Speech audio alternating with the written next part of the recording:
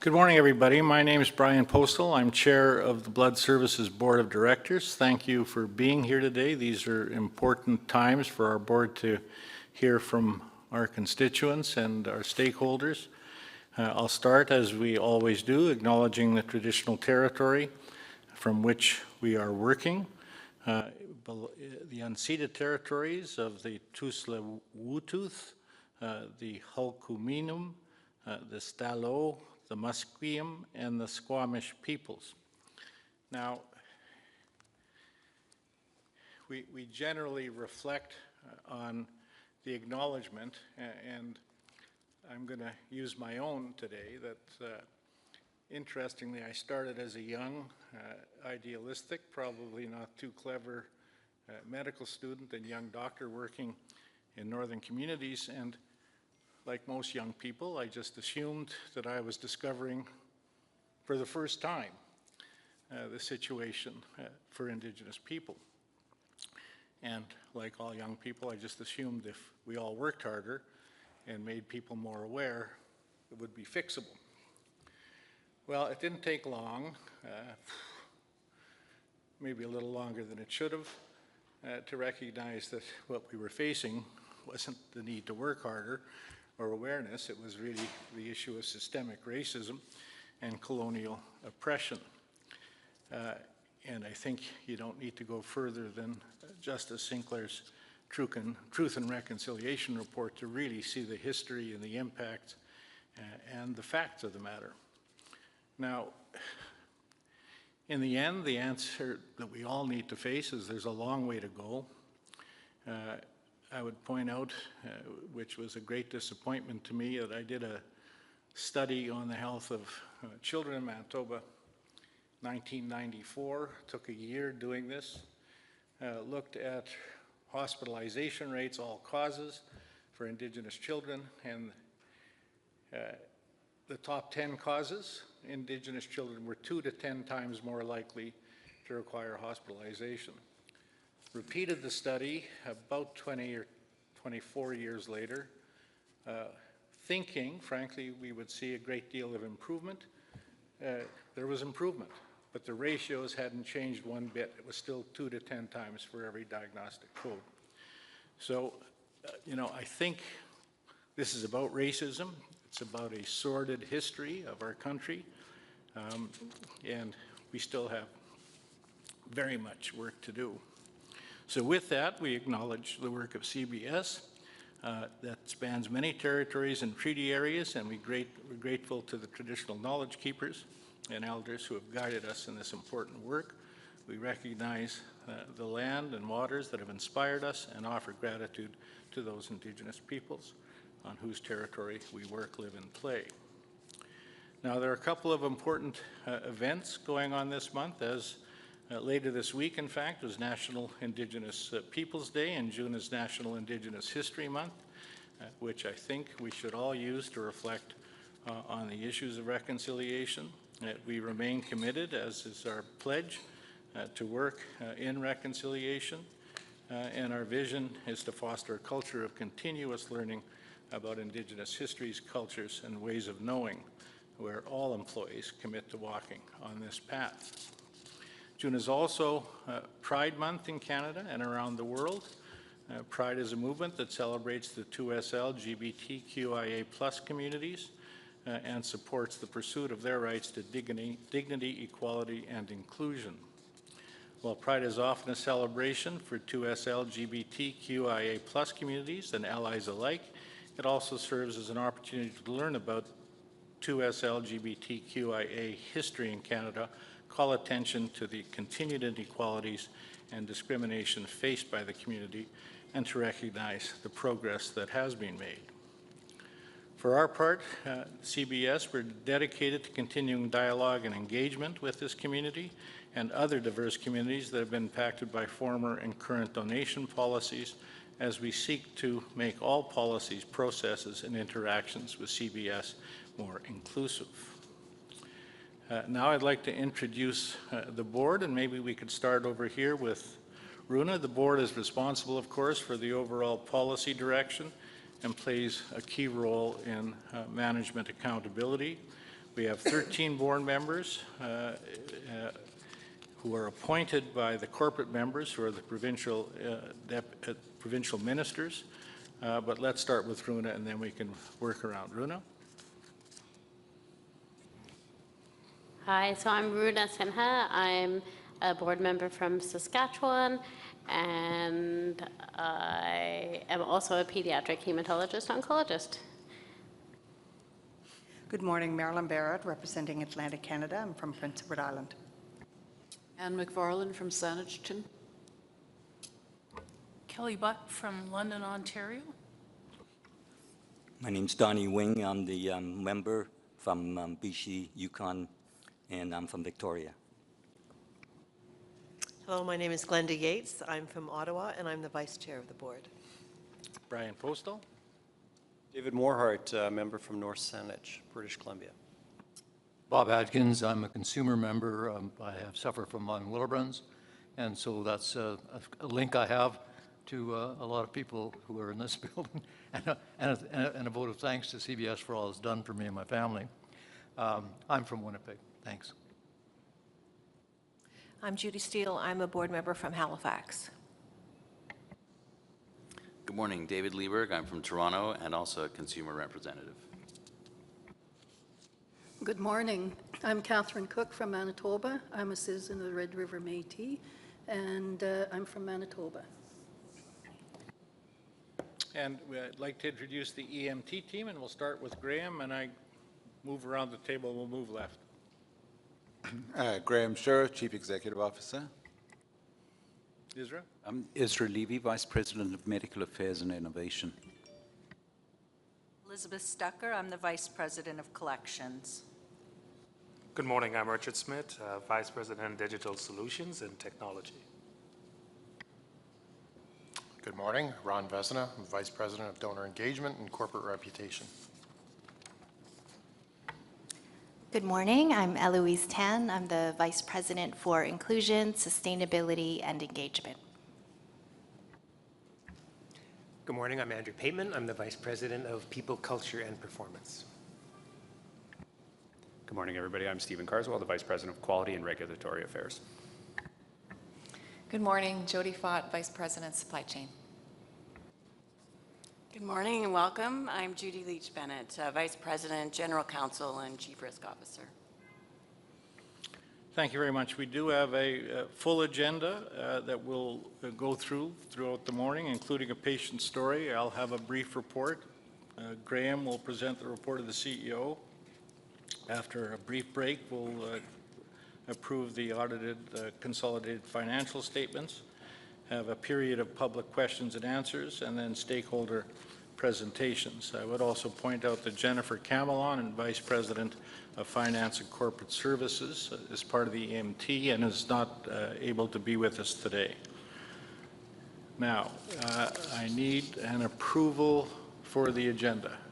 Could I have a motion and a seconder? All in favor? Thank you very much.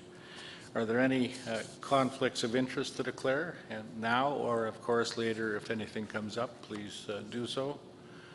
Failing that, I think we can move to the patient story.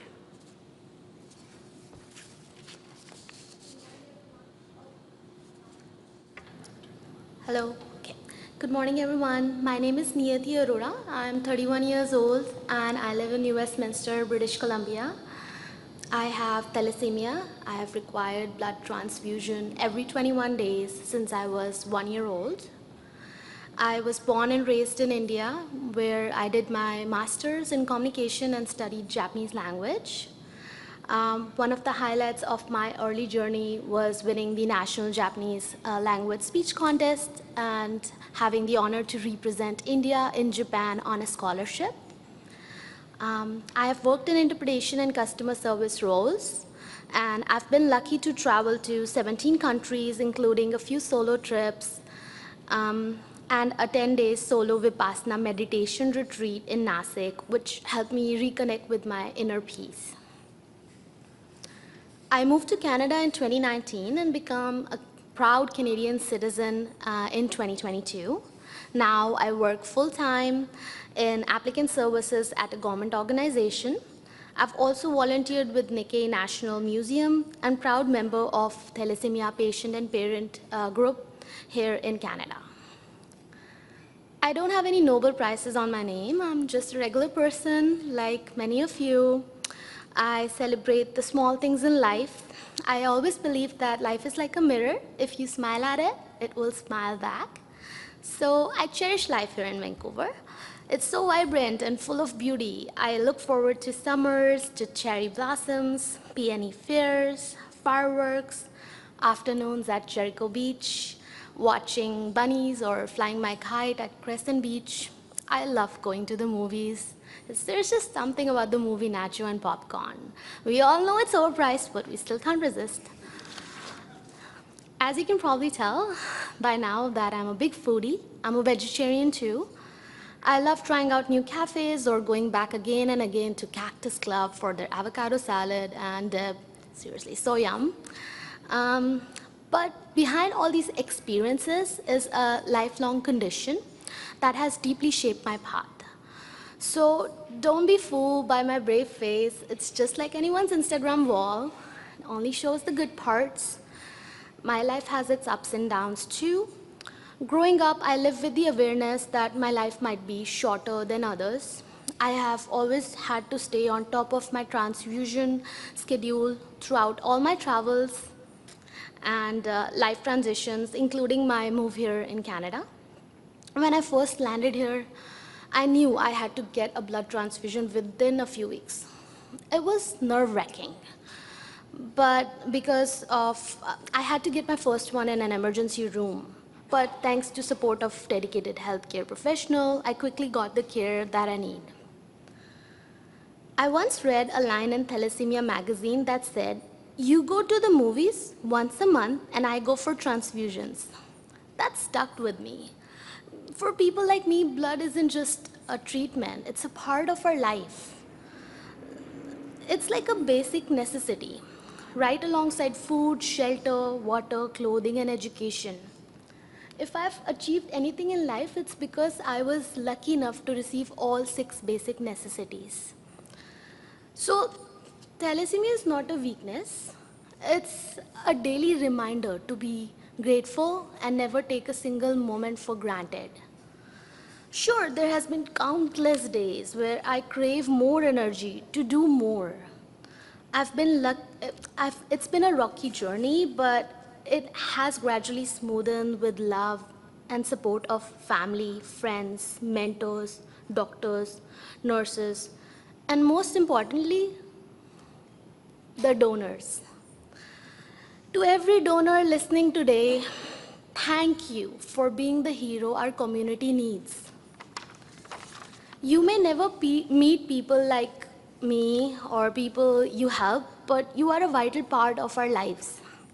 Because of donors, I have been able to enjoy time with loved ones, build a career, buy a home, plan a wedding, and most importantly, enjoy good health. Your blood donation means a lot to people like me, real, everyday people with dreams, loved ones, and so much more life to live. Lastly, since this is going live, I would like to take an opportunity to say my heartfelt thank you to Dr. Haley Merkley, her team, the nurses at St. Paul's, Canadian Blood Services, my doctors in India, and thalassemia support team here in Canada for taking such good care of me. And to all of you, thank you for listening.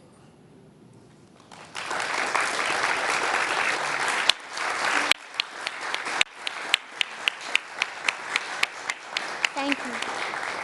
Thank you, Niyati. We have a few minutes if board members have any questions or comments. Sure. Graham?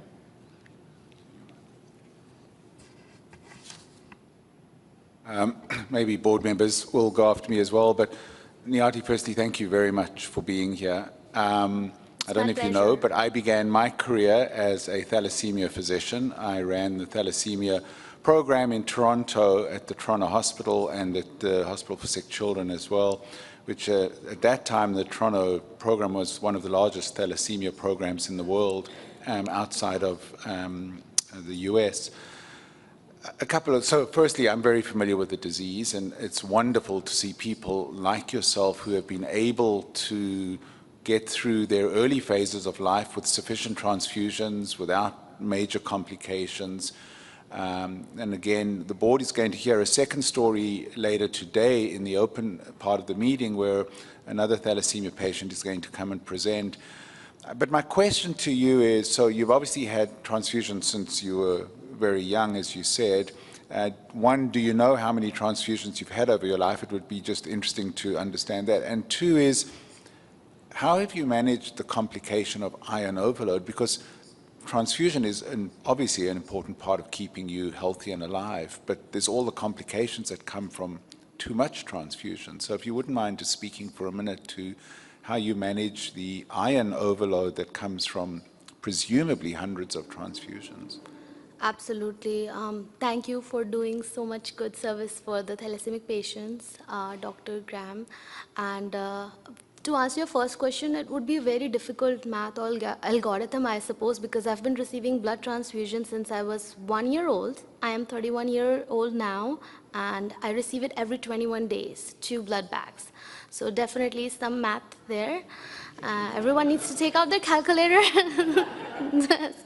And for the second one, the iron overload, yes, it's been hard. Thankfully, I had very good support. I was born and brought up in Delhi, so there was like good doctors there. So with regular testing for heart and liver, iron in liver or heart or any major organs was like an annual thing for me. And I've been on chelations. So till I was 13 years old, it was the other chelation where you have to put injection in the stomach for the night for 8 hours. It was really hard. I couldn't wear skirts to school because it used to hurt, and couldn't sleep much. So that was, I never want to go back to that time. But then gradually with science, the chelation therapy improved. We got Kelfer, and then now Jadenu. I get the generic version of that, Defirux. Yeah, so that one. So I just make sure that I never miss any dose, but I still am on the higher side. However, none of the iron has gone to any of the organs, which is good. Yeah.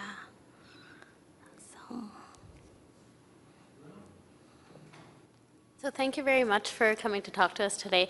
One question that I had for you is just through your advocacy work, it sounds like you work with the Thalassemia Foundation. What are some of the things that you would say to a family with a child that's had newly diagnosed thalassemia, and kind of what kind of advice do you give to them? I would say, first of all, you have to accept it. You cannot be in denial. My family for the first year was a little bit in denial. It was not there was not so much awareness around it. So they took me to places thinking that maybe it would be cured, right? But it cannot be cured like that. So definitely you have to accept it and get those blood transfusion as soon as possible and start getting the treatment. And as I said, I try to normalize it in my speech too for all the thalassemia patients who are listening today. It becomes normal. As I said, someone mentioned in the magazine too that you go to blood transfusion, you go to movies once a month and we go for blood transfusion. That was for me to be able to normalize that this can be a part of your life. You have to accept it. And if your life has been hit with a problem, you have to accept the problem. You cannot be in denial for sure. And try to make it your strength. And then, if you give your child love, support, and the treatment they need, they would definitely thank you in future, like I am so thankful to my family and friends. So. Bob? Thank you. I'm actually going to ask my question more of the doctors here. So, Dr. Schur and Brian, yourself, and Runa, what's the future hold for people with thalassemia? What's happening in terms of the science related to that illness? And do we see different results in the future? Like will you avoid the chelation and things like that? So Bob, I'll give a quick answer because we're actually going to speak to that later in the board meeting. There is another patient coming to present who is a thalassemia major patient as well, and you will hear him talk about one of these, what are really called gene and cell therapy cures that is sort of on the market now. So the future of thalassemia is and sickle cell disease similarly, fascinating opportunity in that it is potentially a curative gene therapy for some patients because we understand the genetic background to thalassemia and sickle cell disease very well. So we're sitting right at the cusp now where the traditional way of keeping a patient like Niati healthy is blood transfusions and iron chelation therapy. But we're on the cusp, potentially, of seeing some of these curative gene therapies come along. The problem is they're enormously expensive and are not available to most patients yet. And then the reason I asked Niati the question I did because when I was practicing and treating thalassemia, the biggest barrier was not the blood transfusions, it was keeping the iron overload from harming the patients. And as Niati said, she was on this drug that you had to inject into your stomach every night for 8 hours, every 365 nights a year. And most patients struggled to remain compliant with that and got very sick with iron overload and potentially died. And so the oral treatment that Niati is now on was a total game changer for that disease. Still, it is a complication from regular transfusion. So it's a fascinating disease that we will hear more about from another patient today. Thanks, and thank you as well for coming and sharing your story with us. Appreciate it.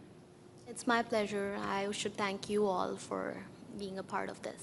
Yeah. Thanks, Niati. Your mirror reflection is lovely. Some of us look in the mirror in the morning and it growls back. So it's an important. Thank you.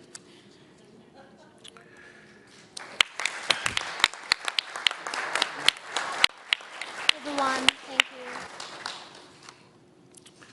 For a couple of years now, and often in this forum, we've talked about our journey to transform our capacity to meet patient needs across the country. Demand for blood and plasma seems to continue to go up, and the needs in clinical care keep expanding their both requirements and indications for use of product.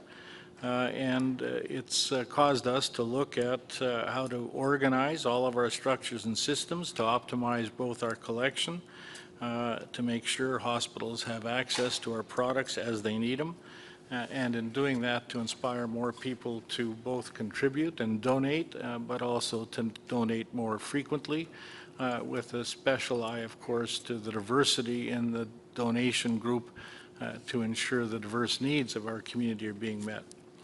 As part of that, we've recently launched a new campaign called Who's Saving Who? You've been seeing it on TV, including the NHL game, and I offer my sincere sympathy to all of you about the Edmonton Oilers. But it has been a terrific campaign. Most of us just stopped crying last Tuesday. But I think we do have that now on film. Yes? No?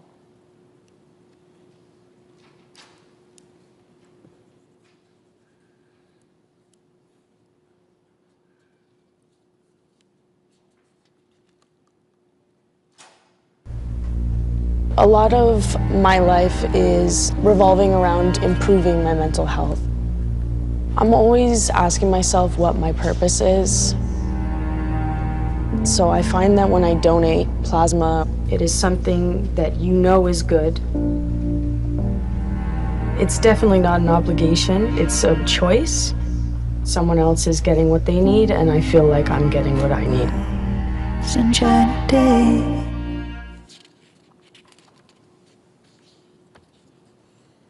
Okay, go. Tyler was the funniest kid ever.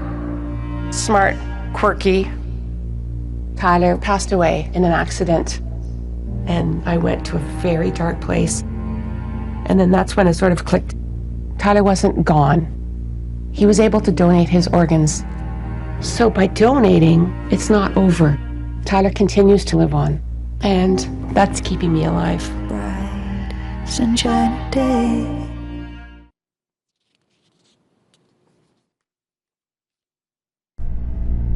In this day and age, I think it's easy to think that we don't need each other, and nothing could be further from the truth.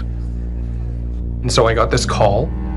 I had matched with someone and that asked if I would donate stem cells. My dad actually had brain cancer at the time, so getting a chance to help someone in the midst of kind of going through this with my own family, it reminded me of what it is to be human. Bright sunshine day.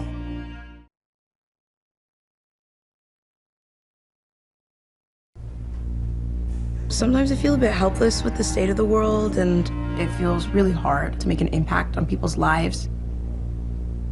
I donate because it makes me feel better to know that I can actually do something today to help people.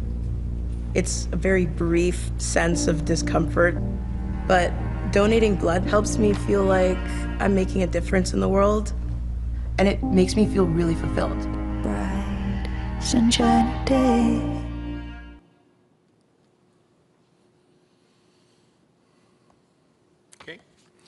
So as part of this campaign, we've made a bold declaration that we need 1 million new donors to join our lifeline in the next 5 years. That's not a small number, as you know. We hope you'll be able to join us.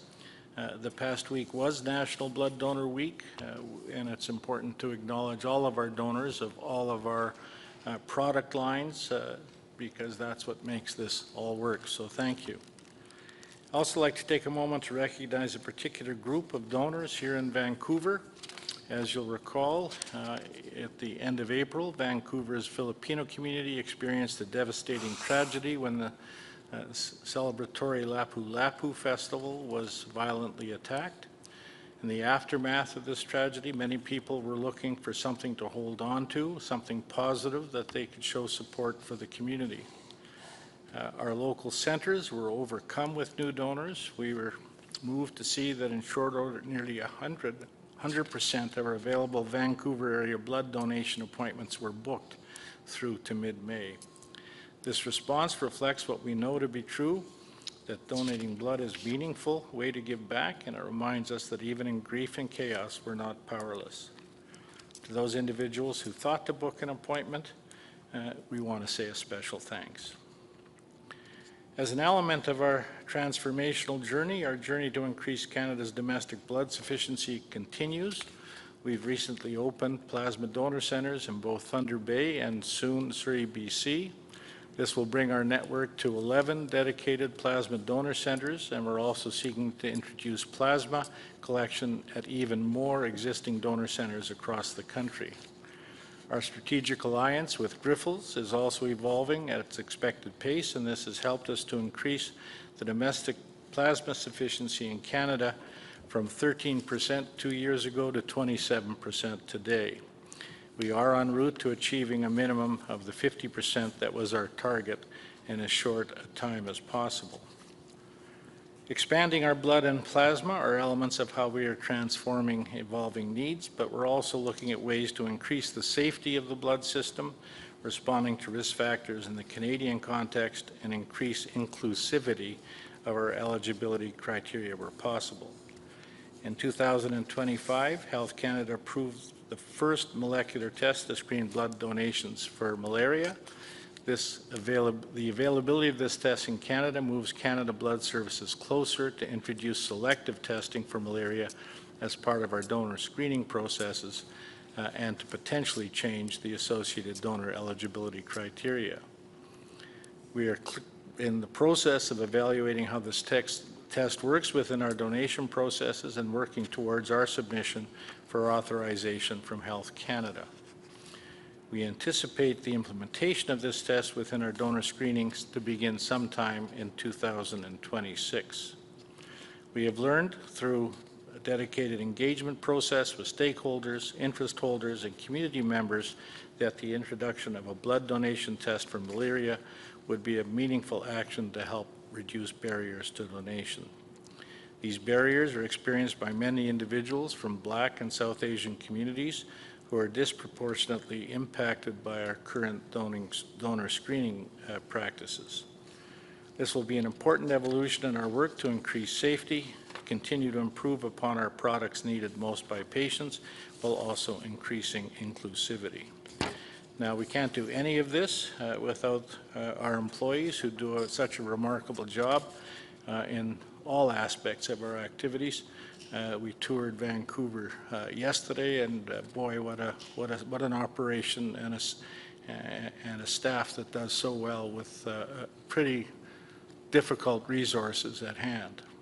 Thank you for everything you do. We, of course, always also want to thank and recognize our government partners. It's our funding governments who make the decisions that help us accomplish this vital transformation that's required to meet evolving needs, and we want to thank them for their commitment to our organization and to the patients of this country. With that, I'll ask Graham to give his report. Thanks, Brian. And as I do every time, I'm going to stand up at the podium and present the annual sort of year-end report for the past fiscal year. And of course, I'll look to the board to stop me at any time with questions. And if I miss a hand, just give a shout.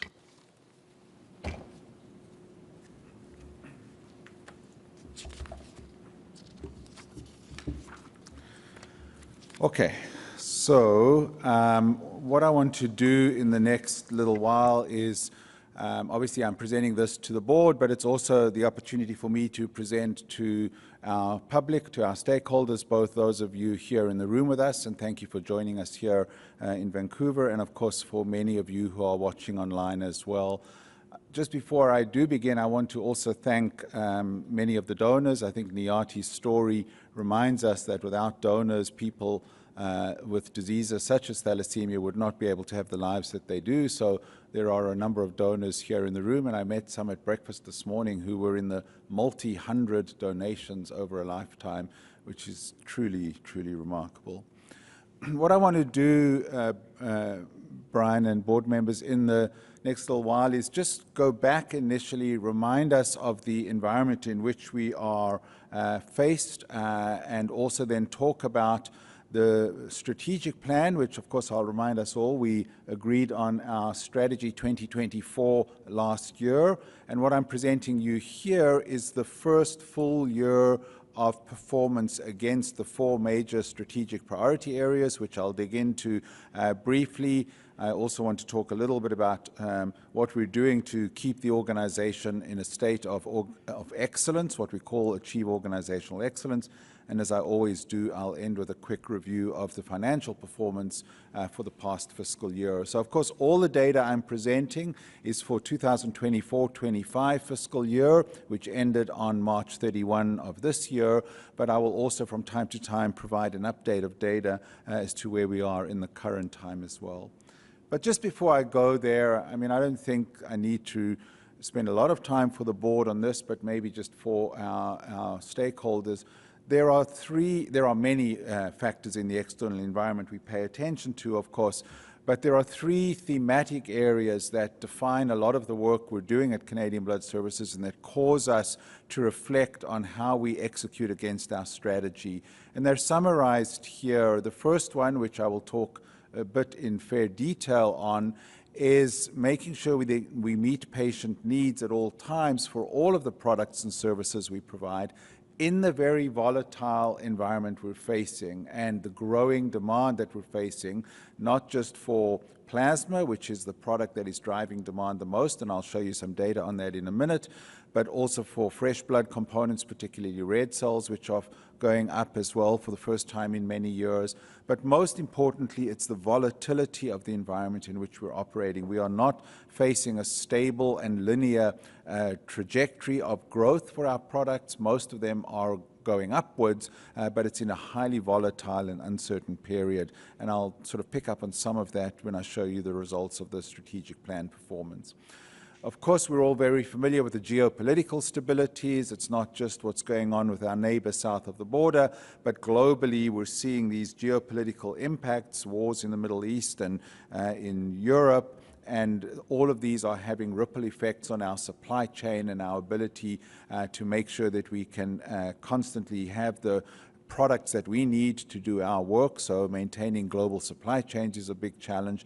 And of course, we're also dealing with and facing some societal pressures, particularly in the arena of diversity, equity, and inclusion, and you'll hear me talk in a few minutes about Canadian Blood Services, deliberate choices in that domain.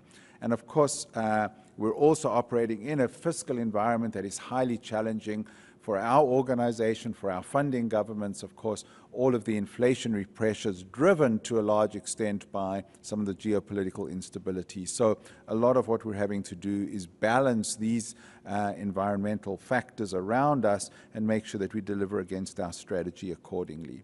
Okay.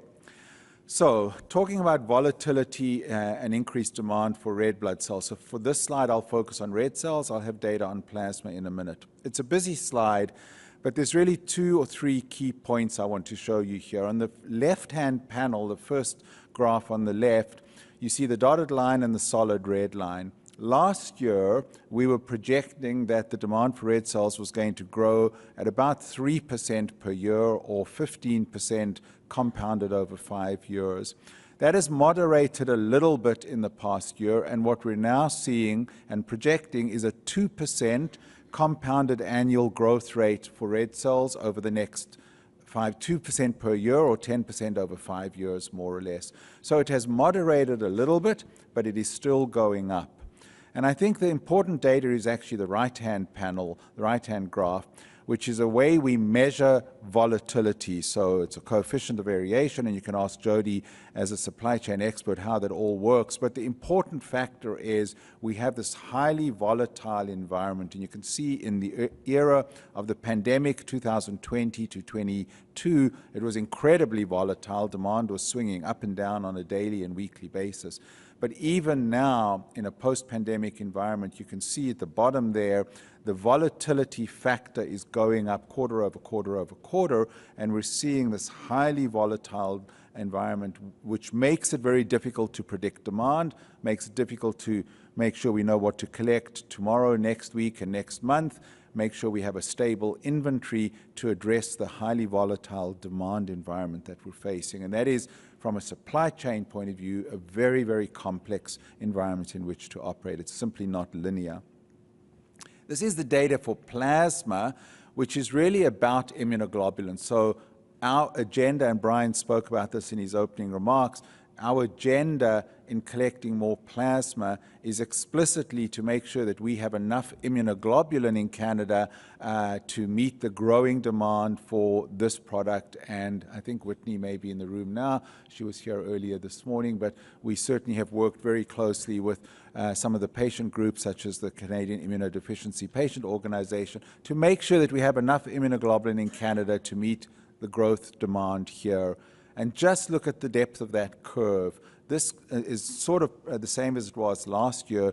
We're projecting a growth rate of about 9% per year over the next 5 years, or a compounded about 50% annual growth rate in immunoglobulin over 5 years. That is a dramatic increase year over year over year, and that is driving the need for us to collect substantially more plasma than we do today. So these are the factors that we're facing in the environment around us. At the same, sorry, Donnie. Just got a question. With those kinds of increases, when you're talking about 11% this year and almost 9% annually for the next 5 years, what are we seeing from other countries? Are they sort of growing at the same percentages in terms of the demand, and are we doing something different than other jurisdictions, or are they all the same issues that are seeing in terms of the need? Yeah, thanks for that, Donnie. So of course, as you know, we're part of the Alliance of Blood Operators, so we have pretty close data from our counterparts in the US, Australia, the UK, and the Netherlands, but we also have access to data across all of Europe through our partnership with the European Blood Alliance. So Australia and the US are the two countries most comparable to Canada when it comes to IG. The three countries, Canada, the US, and Australia, are amongst the highest users of IG in the world per capita. Canada is actually number 3 of those, so the US and Australia use even more product per capita than we do, and they're seeing even higher growth rates than we are. So Australia is looking more than 11% growth per year. They're sort of talking about 12, 13% growth per year, and they're even using more than we are as a denominator. So that's pretty alarming when you see it happening around the world. And then another interesting data point are some of the Western European countries and the UK.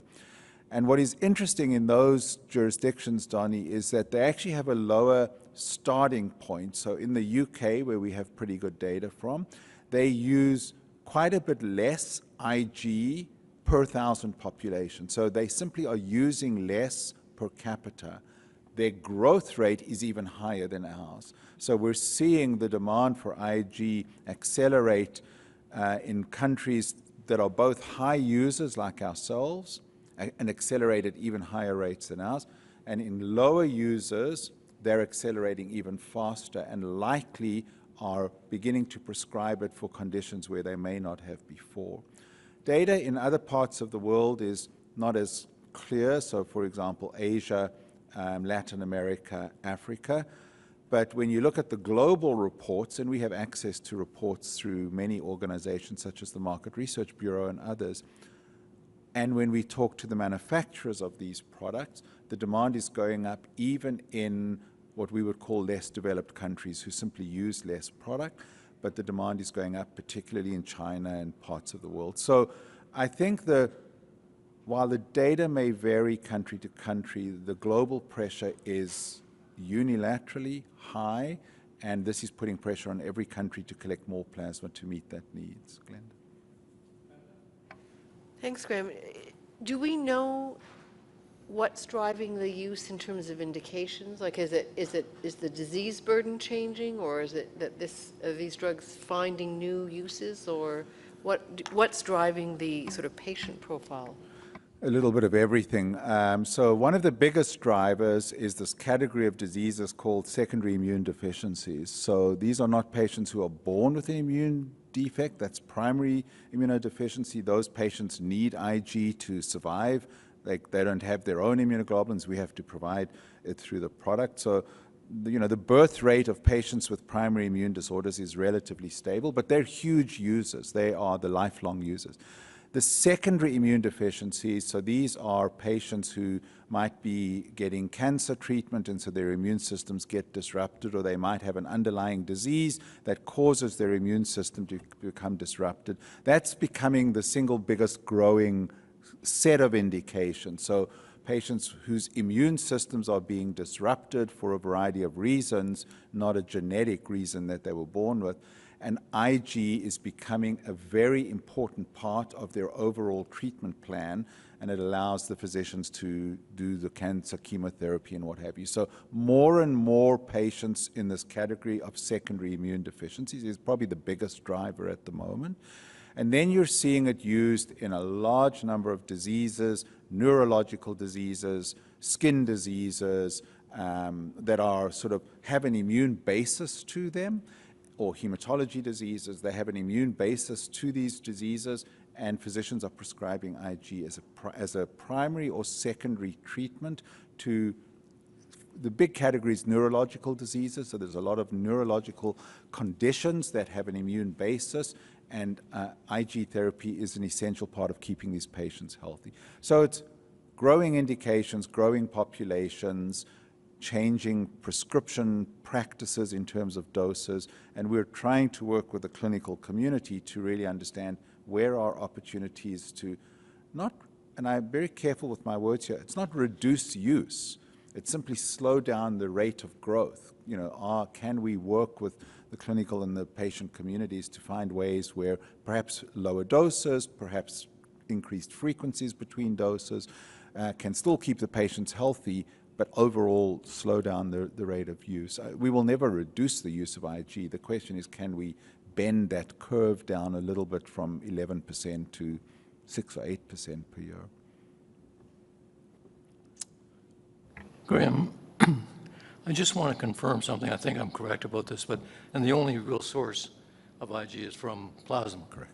Yeah, so without plasma, we don't have that. Correct, exactly right, Bob. So as you very well know, for some of the hemophilia or the bleeding disorder products that you and others receive, many of them are no longer made from plasma. They're what we call recombinant proteins. They're manufactured synthetically in a manufacturing environment. But for immunoglobulin therapy, it is derived from plasma. There are some alternatives being developed for some very, very specific indications, but for the vast, vast majority of patients who get immunoglobulin, the only product they can get is derived from large amounts of plasma, and you need thousands of liters of plasma to make, a dose of immunoglobulin. So you are correct, it's derived from donors. All right, so I've talked a lot about the driving factors here. So we are also seeing shifts in population dynamics and aging population. As you heard, patients like Niati are emigrating to Canada from parts of the world where we're seeing diseases like thalassemia and sickle cell disease. So there are just population dynamic shifts in Canada. I've talked about some of the trends in blood product use. We are seeing physicians paying very careful attention. There's several important clinical trials that were just undertaken in the last few years that go by interesting acronyms. The MINT trial, the HEMOTION trial, and several others that are all demonstrating that when it comes to red blood cell transfusions, in some patient groups, it's actually better to give them more than less. For many, many years, we've been encouraging physicians to use the least amount of red blood cells possible, but there is now some evidence that for some patient groups, actually giving a more liberal transfusion regimen is going to result in better outcomes than a more restrictive regimen. So that's going to put pressure upward on the use of red cells. And then, of course, as the health system evolves and provinces invest in cancer centers and more hospitals and more surgery and addressing wait times and so on, all of that puts upward pressure on demand. Okay, so that's what's happening in the environment. So what are we doing to respond to that? This slide is about what we need to do, what is happening in the collections environment. So the left-hand panel, you can see that over the last, we're projecting here, sorry, this is forward projection, that for whole blood collections over the next few years, you can see a projection forward to 28, 29 of an increased demand in collections. But again, look at the right-hand graph, the one in the green, which is the projected plasma collections, and you can see the slope of that curve is much, much higher than the slope of the curve on the blood side, and that just reminds us that we need an awful lot more plasma than we do whole blood, but we need both. Okay, so let me dig into the 4 parts of our strategic plan and give the board a quick review of what's happened in the past year as we execute against our Strategy 2024. So this one is a set of data on the donor base. So we need to obviously grow a donor base to make sure that we can collect enough of the right products to meet the demands that I've spent quite a few minutes talking on now. The left-hand panel is the whole blood donor base, and you can see over the last several years, going back to 2020, the donor base has actually grown quite substantially. It is only in this past year that we saw a slight decline in the size of the donor base. And just to remind the board, just over a year ago, we had the opportunity to remove a very important deferral criterion that had been on the books for many years. This was the deferral criterion related to variant Creutzfeldt-Jakob disease, or otherwise known as mad cow disease. And that was removed at the end of 2023. And once that criterion was removed, we had a very large influx of donors who had previously been deferred or who wouldn't come in and donate because of that criterion. So we had a very large influx at the end of 23-24. And what happened is, over the year, many of those donors lapsed out of the system, which is the normal trend. Not all donors come back. We have what is called a lapse rate, and we saw many of those donors lapse out at the rate that the normal donor base was. So instead of being able to retain more of them, we lost some of them, and you can see that's accounted for the decline in the donor base. As Ron presented to the board just yesterday, though, in the first 2 months of this fiscal year, so now I'm stepping outside of the year that I'm reporting for, but in the first 2 months of this fiscal year, we've seen a significant increase in the size of the whole blood donor base, and it's now over about 403,000 active donors by May 2025. The plasma donor base, you can see, has grown very substantially, not as fast in the last year as in prior years, but it continues its upward trajectory. And of course, what is very important is the right-hand graph, particularly for plasma donors. What we want is not only a bigger donor base, but we want high frequency. Plasma donors are able to donate often because you don't make them anemic with their donations. Whole blood donors, you really don't want to donate too often. You want to keep it at around 2.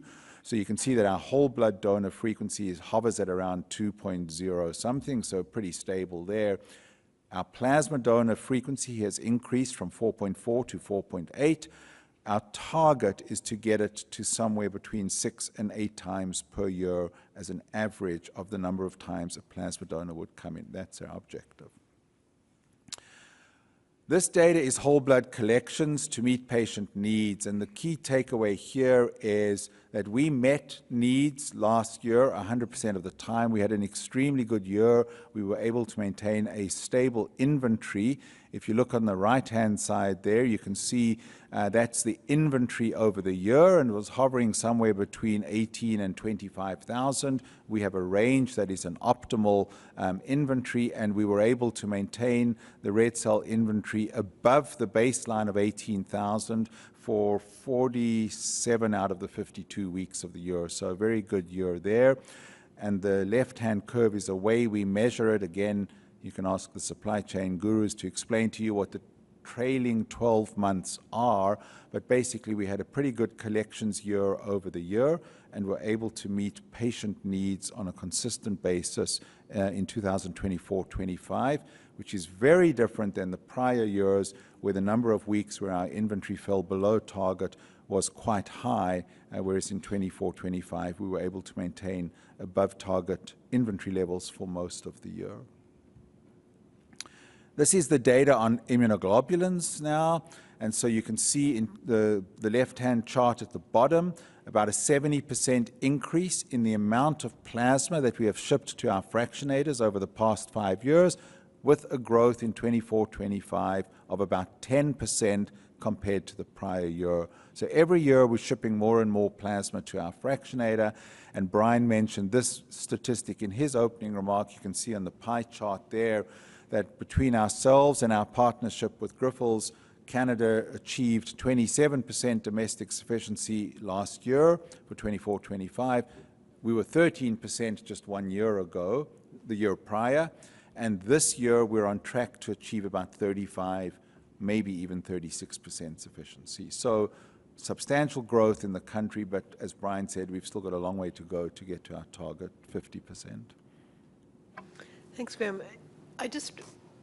This came from the wonderful breakfast and the dialogue with some of the donors we had. And as I see these numbers about how we're trying to increase the frequency for our plasma donors, one of the pieces of feedback was that our capacity for machines, you know, for someone who's trying to come in every 2 weeks after work, they're saying they can't get the times, the donation times. So to what extent do we have the capacity to attract, to raise those frequencies at times? I mean, where realistically people who are giving of their time and their plasma can make, or to what extent is that a constraint in reaching those frequency numbers? So maybe Liz can speak to some of the work that she and her team are doing. The whole point we're trying to do here is operate at hours and times that are convenient to the donors so that they're not feeling rushed between meetings at work or something. But maybe, Liz, you can talk to a little bit of the work you're doing to really ensure collections hours are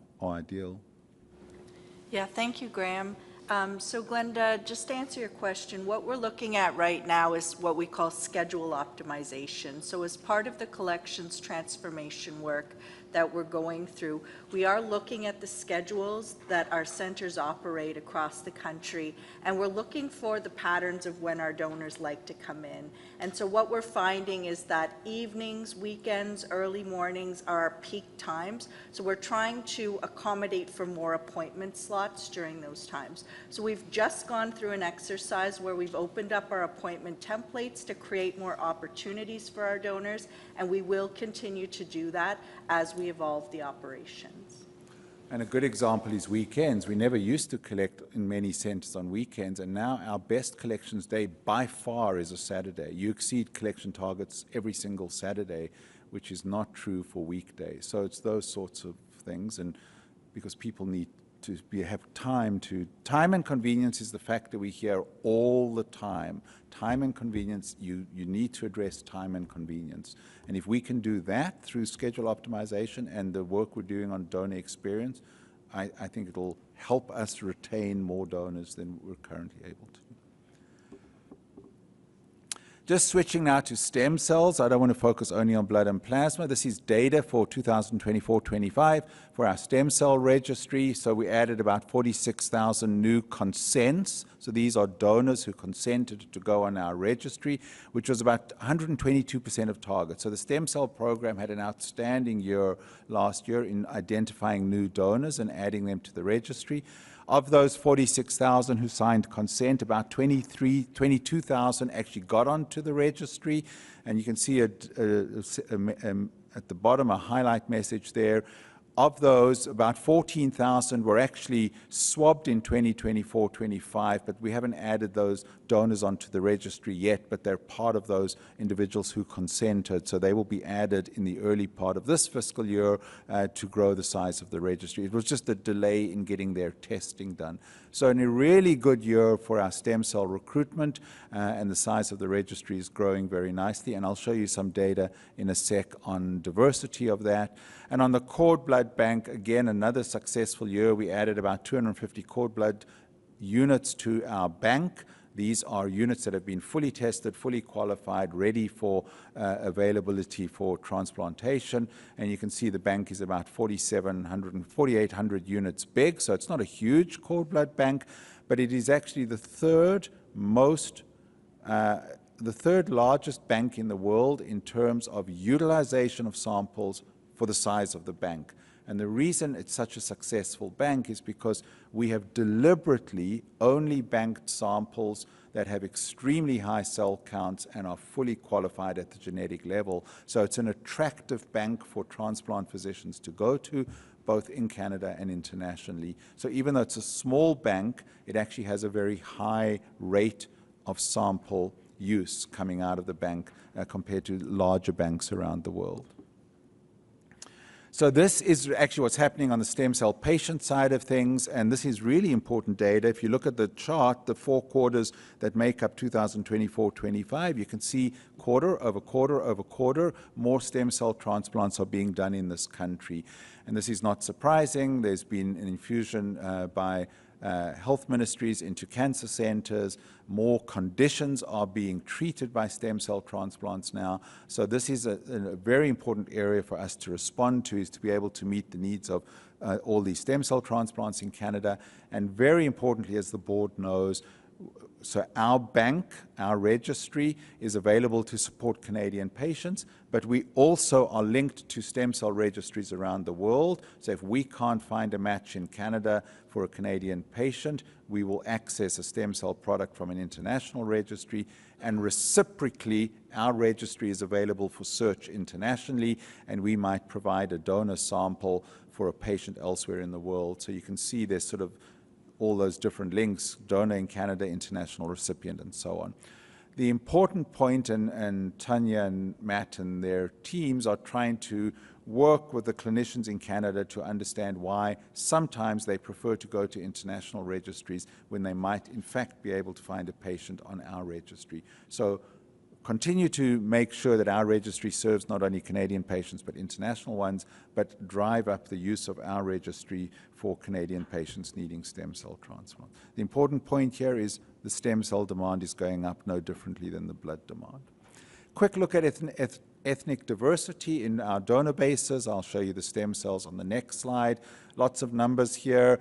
The left-hand panel, the red stuff, is active whole blood donors compared to the Canadian population. And the important one is the top one. You can see African, Black, and Caribbean donors make up a small percentage of our donor base, less than 1%, compared to 4% in the Canadian population. And as we talked about yesterday, and Brian mentioned in his remarks, we have a significant focus in building relationships and community partnerships with African, Black, and Caribbean communities in parts of the country to make sure we can make Canadian Blood Services more attractive and more inclusive and more welcoming for African, Black, and Caribbean donors. And this is hugely important when it comes to supporting patients with diseases such as sickle cell disease, because we know that we have to have the appropriate matches there. For most other populations, Indigenous is another big gap there. You can see 5% of the Canadian population, 1.5% of our donor base. For others, we are reasonably close to the Canadian demographic. Donnie. You talked about the gap in the Indigenous. It's fairly similar to the gap in the African, Caribbean, and Blacks. You talk about action plan for them, but you haven't really talked about the action plan for Indigenous. Are you thinking you're doing something, or is that second step, or what's the plans in terms of looking at increasing Indigenous donors? Yeah, so very good question. And so I don't want to suggest we're not doing anything there. And Thunder Bay is a great example of the partnerships we're building with Indigenous communities. And we have some fantastic work that Eloise and Liz can talk about in terms of what's going on in Thunder Bay. We are, through our Reconciliation Action Plan and our work with Indigenous communities in parts of the country, also seeking to strengthen those relationships. It's all about trust and relationship building, and ultimately having more Indigenous people participate in Canada's Lifeline. The reason I focused, Donnie, on the African, Black, and Caribbean is we have a very specific body of work, particularly around meeting the needs of sickle cell patients. So on a sort of availability to meet patient needs, we don't have quite the same challenge in the Indigenous communities when it comes to transfusion matches. It's fairly easy from a match point of view to find product for Indigenous patients. Not to say we don't want to close that gap, we do, but from a clinical point of view, it's a little bit less important than the gap we're facing with meeting the needs of sickle cell patients. And I just have some data on stem cells here. Similarly, we're wanting to narrow the gap on the stem cell registry, where it becomes a little bit more important for Indigenous patients who might need a stem cell transplant from a match point of view. But Eloise or Liz, do you want to just maybe use Thunder Bay as a quick example of the work we're doing?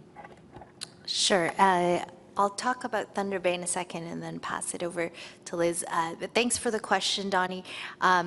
So yes, definitely not to suggest that we don't have an action plan, and happy to surface that to the board in the coming months. I might make a connection back to some of Brian's opening remarks. And so the reason that our pathways to action for both of these communities are very, very different is because we're acknowledging the different historical relationships with the communities and healthcare institutions. So we're really taking our lead here from our partners in both of the communities, African, Caribbean, and Black communities, and Indigenous communities as well. And we've heard from leaders in Indigenous communities that we really need to focus on building our internal awareness of the history between Indigenous peoples and healthcare institutions. Then we're going to slowly move towards building more and more relationships, and then we will move towards the ask of bringing more people into the donor base. So definitely a plan in place, but very different trajectory and a different pathway as well.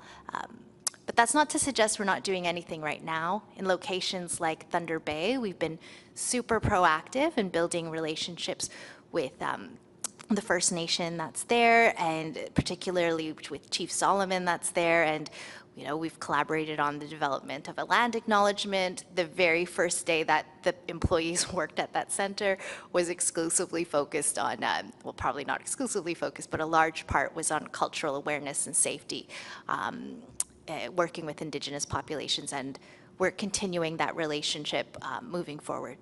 Liz, I don't know if there's anything you want to add about Thunder Bay. No, that was perfect, Eloise. Thank you. Yeah, so I think thanks for that, Donnie, and to Eloise's point, maybe we'll bring back some of the work we're doing with Indigenous communities. Yeah, just from another perspective, because I think it's important that we do look at this. There's a lack of opportunity in many instances in Manitoba, for example, where a larger number of our population of Indigenous people live in areas that are remote. There's no place for them to donate or be involved. So I think I agree with what Eloise has said. Reconciliation is fundamental to increasing that, but also there are other factors that will impact on their donation rate.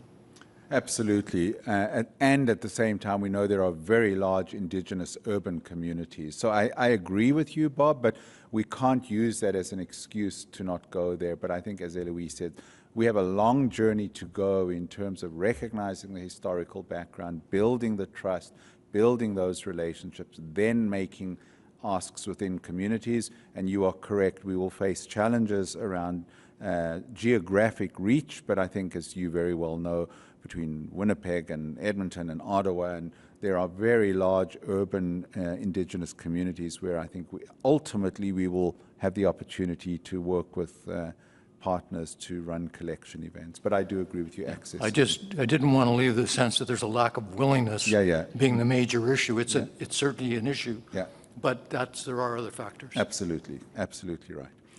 On the stem cell side, our diversity data is very different than the whole blood donor base. So again, Canadian population in the middle, just a couple of highlights here. If you look at the stem cell registry, so the 460,000 adults on the registry, you can see some gaps, similar gaps, but if you look at African, Black, and Caribbean, 2% versus 4%, so a narrower gap than on the whole blood, similar gap on the Indigenous there. But you can see in other communities we're actually almost overrepresented. And if you look at the very bottom of that, the stem cell registry, 64% of the registry is identified as white, whereas the Canadian population is 70%. So you can see that ethnic diversity generally is higher in the registry. Look at the Chinese community, 7% versus 4.6% in the population. The most impressive data is in the cord blood bank, and again, I've said this many times before. When we set up the cord blood bank a few years ago after the campaign that David co-chaired to help us get the bank off the ground, it was intentionally designed to achieve very high ethnic diversity, and we built our collection centers for cord blood in 4 hospitals that had birth rates from high diversity populations, including mixed ethnic populations. And just look at the data there. 25% of our cord blood units come from individuals who have multiple ethnicities, meaning mom and dad from different backgrounds. So the cord blood material has sort of diverse ethnicity attached to it. If you look at things like the Black population, it's even higher than the general population. South Asian, significantly higher. All by design, and so you can see that the cord blood bank only has about 35% of its samples from white donors, which is more than adequate to meet patient needs, but by design we built a high ethnic diversity bank. So work to do on the blood side for sure. This is an example, I won't spend very long on it, just an example of a major event that happened this past fiscal year, where Ellis and his team worked magic to partner with the Sickle Cell Awareness Group of Ontario to host a fantastic event in Toronto that some of us participated in as part of our commitment to collaborate with the African, Black, and Caribbean community, raise awareness for sickle cell disease. We did not participate in this event as a recruitment effort, yet it resulted in very significant positive benefits in terms of collection events afterwards. But it was an important example of the work we do to build relationships with communities and break down barriers. Similarly, with the LGBT community, I've talked to the board about this many times. including at the flag raising yesterday. We issued the apology in this past year. We participated in Pride events and marched in the Capital Pride event in Ottawa, which was the very first time we have done that, and it was an enormously proud moment for me and for Canadian Blood Services writ large, and we will be marching in the Toronto Pride next 10 days from now, and in the Capital Pride in Ottawa again in August as well. I don't need to talk about the go-to-market strategy. You saw it for yourselves earlier on today. We launched this strategy just at the end of the fiscal year.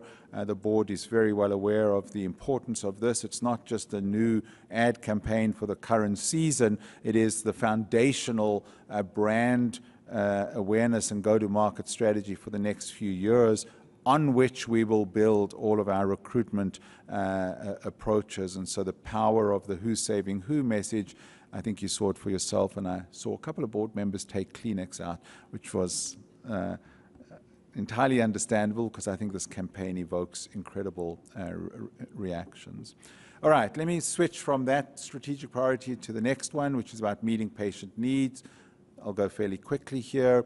In this past fiscal year, we established a new laboratory in the Ottawa facility, which is a surveillance and discovery lab that Isra's team leads. And in this facility, we have the ability to develop new assays, to partner with the commercial sector for new assay development, to make sure that our surveillance activities are state-of-the-art, to do everything that we can to address potential and emerging pathogenic diseases. And this is hugely important at all times, but I would argue even more important now in times when we're seeing reduced funding for global entities such as the CDC in the United States, which many in the world have relied on to be a preeminent surveillance capability. As we're seeing some of that investment go down there, all countries around the world are going to have to pay more attention, and I think we ourselves as a blood service need to make sure that our surveillance mechanisms are highly optimized, which they are given the partnerships we build and rely on, but having a laboratory like this that can be on the cutting edge of assay development is hugely important. I've talked about this before. The board is aware of the work we're doing to improve our ability to test and match products to patients. So what we do on traditional testing will always be there. We need to match a blood group by its ABO blood group and various other ways of matching. But we've been doing this with using technology that's been around since Noah built the Ark. And now there are new technology capabilities called genotyping, where you don't rely on antibody-antigen matching, you rely on genetic matching between the donor and the product and the patient who's going to receive that product. And as the board knows, we have been building up our genomics capability at Canadian Blood Services, and our future is, you can see by 2028, is to have an in-house next-generation sequencing laboratory, which is state-of-the-art technology, lower cost, higher throughput than some of the technology that we're currently experimenting with, which is a little bit more expensive and slower outputs. So we're in the early phases of genomics and bringing in technology such as next-generation sequencing, which will allow us to improve the accuracy of matching products to patients. We rely on this now for some of the products and some of the patients, but this will become more widely dispersed amongst our work over the next few years. At the same time, in our development group, we had several successes in the past fiscal year. The board knows well that by May of 2024, 100% of platelets in Canada were pathogen reduced, whether they're whole blood-derived Buffycoat platelets or apheresis platelets. We're one of the few blood services in the world that can say 100% of its platelets are now pathogen reduced or pathogen inactivated.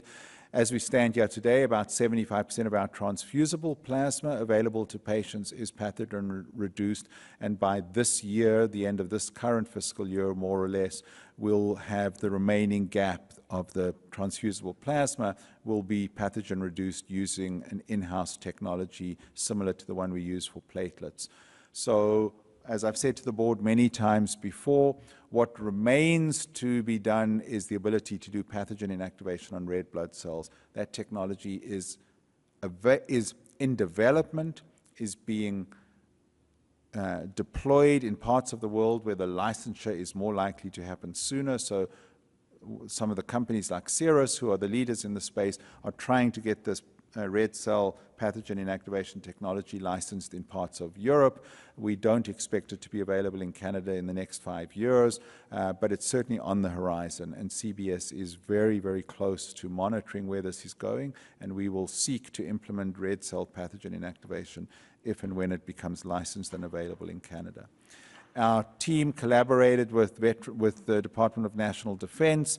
We're doing some work on developing a product that they want available for the battlefield, dried plasma. We also worked with D&D to develop what are called leukoreduced whole blood. So it's a different type of way of producing whole blood that was initially done for the military, but is now available for civilian use. And this is a product that the EMS services want to be able to have on ambulances, for example, or on helicopters, where you can get blood to a trauma victim at the time of the trauma rather than waiting for the patient to come into hospital. So we're beginning to make this available in some of the acute trauma settings, and this again has a significant benefit, life-saving benefit for some trauma patients. On the plasma products formulary side of the business, what we call PPRP, plasma protein and related products, big mouthful, so I'll just say PPRP. Some big achievements in the past fiscal year.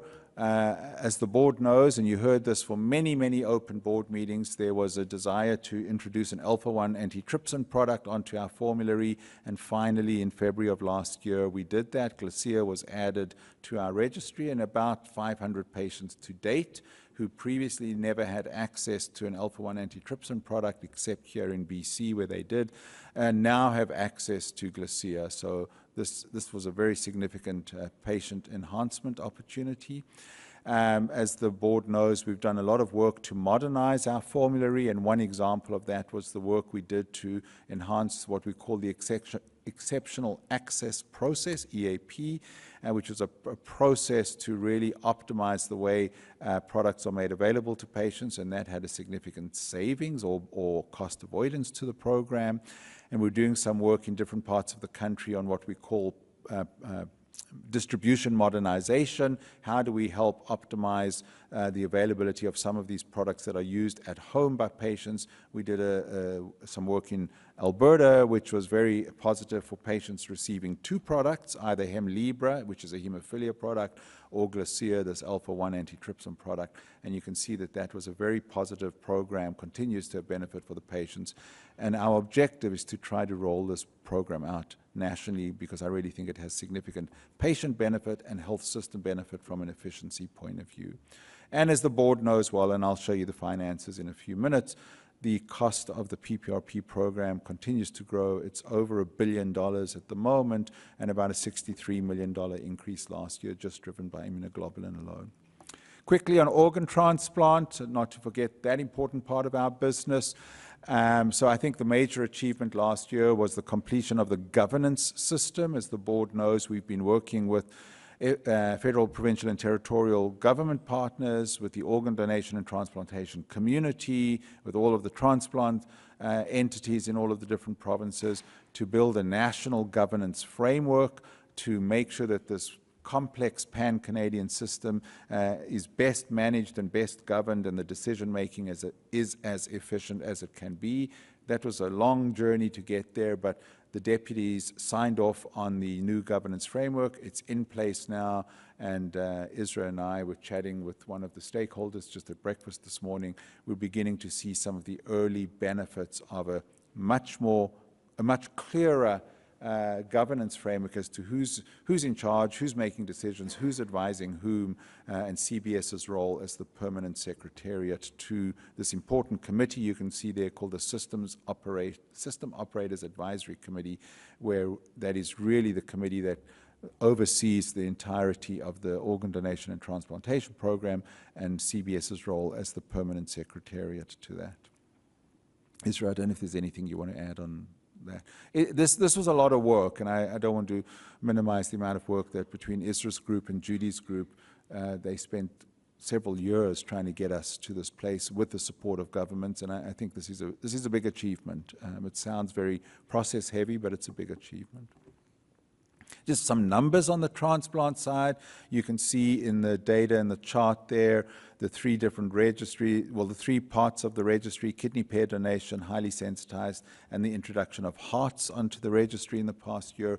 You know, we continue to deliver at the levels that we have in the past in terms of the number of transplants that are supported quarter over quarter over quarter. There's always a little bit of volatility. This is mostly driven by availability of donors and the matches supported through our registry, but we basically delivered outcomes, i.e. transplants, as expected and consistent with prior years.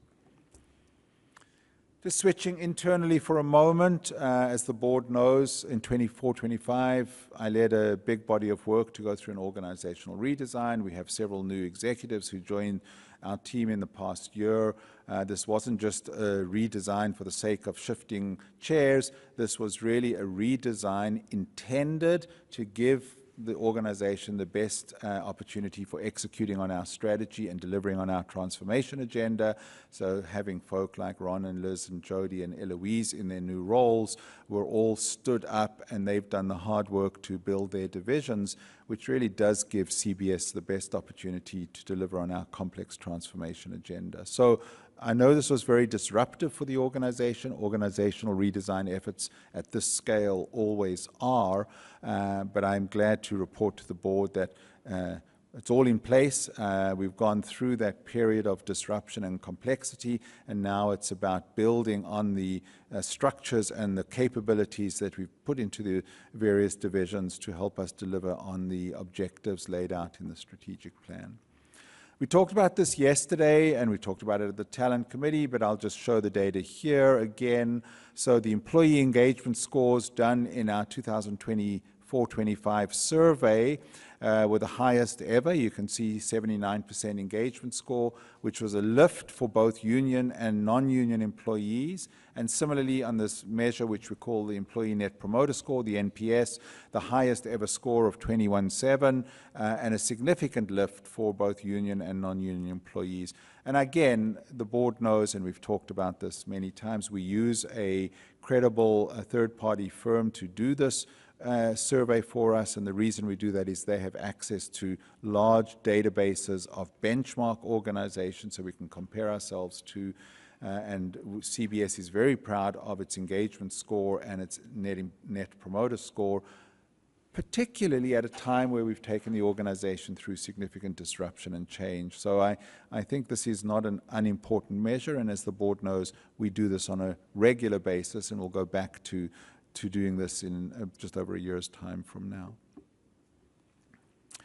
This is about making sure our workforce is appropriately deployed to deliver on the strategy. It's about capabilities and skills. So Andrew's team leads the organization through a body of work that we call strategic workforce planning. So to make sure every division has the right people, the right skills, the right capabilities in the right place with the right roles. It's not just a matter of looking at headcount, it's a matter of capabilities and skills as well. And so that body of work continues, but really there was a large amount of work done in 24-25.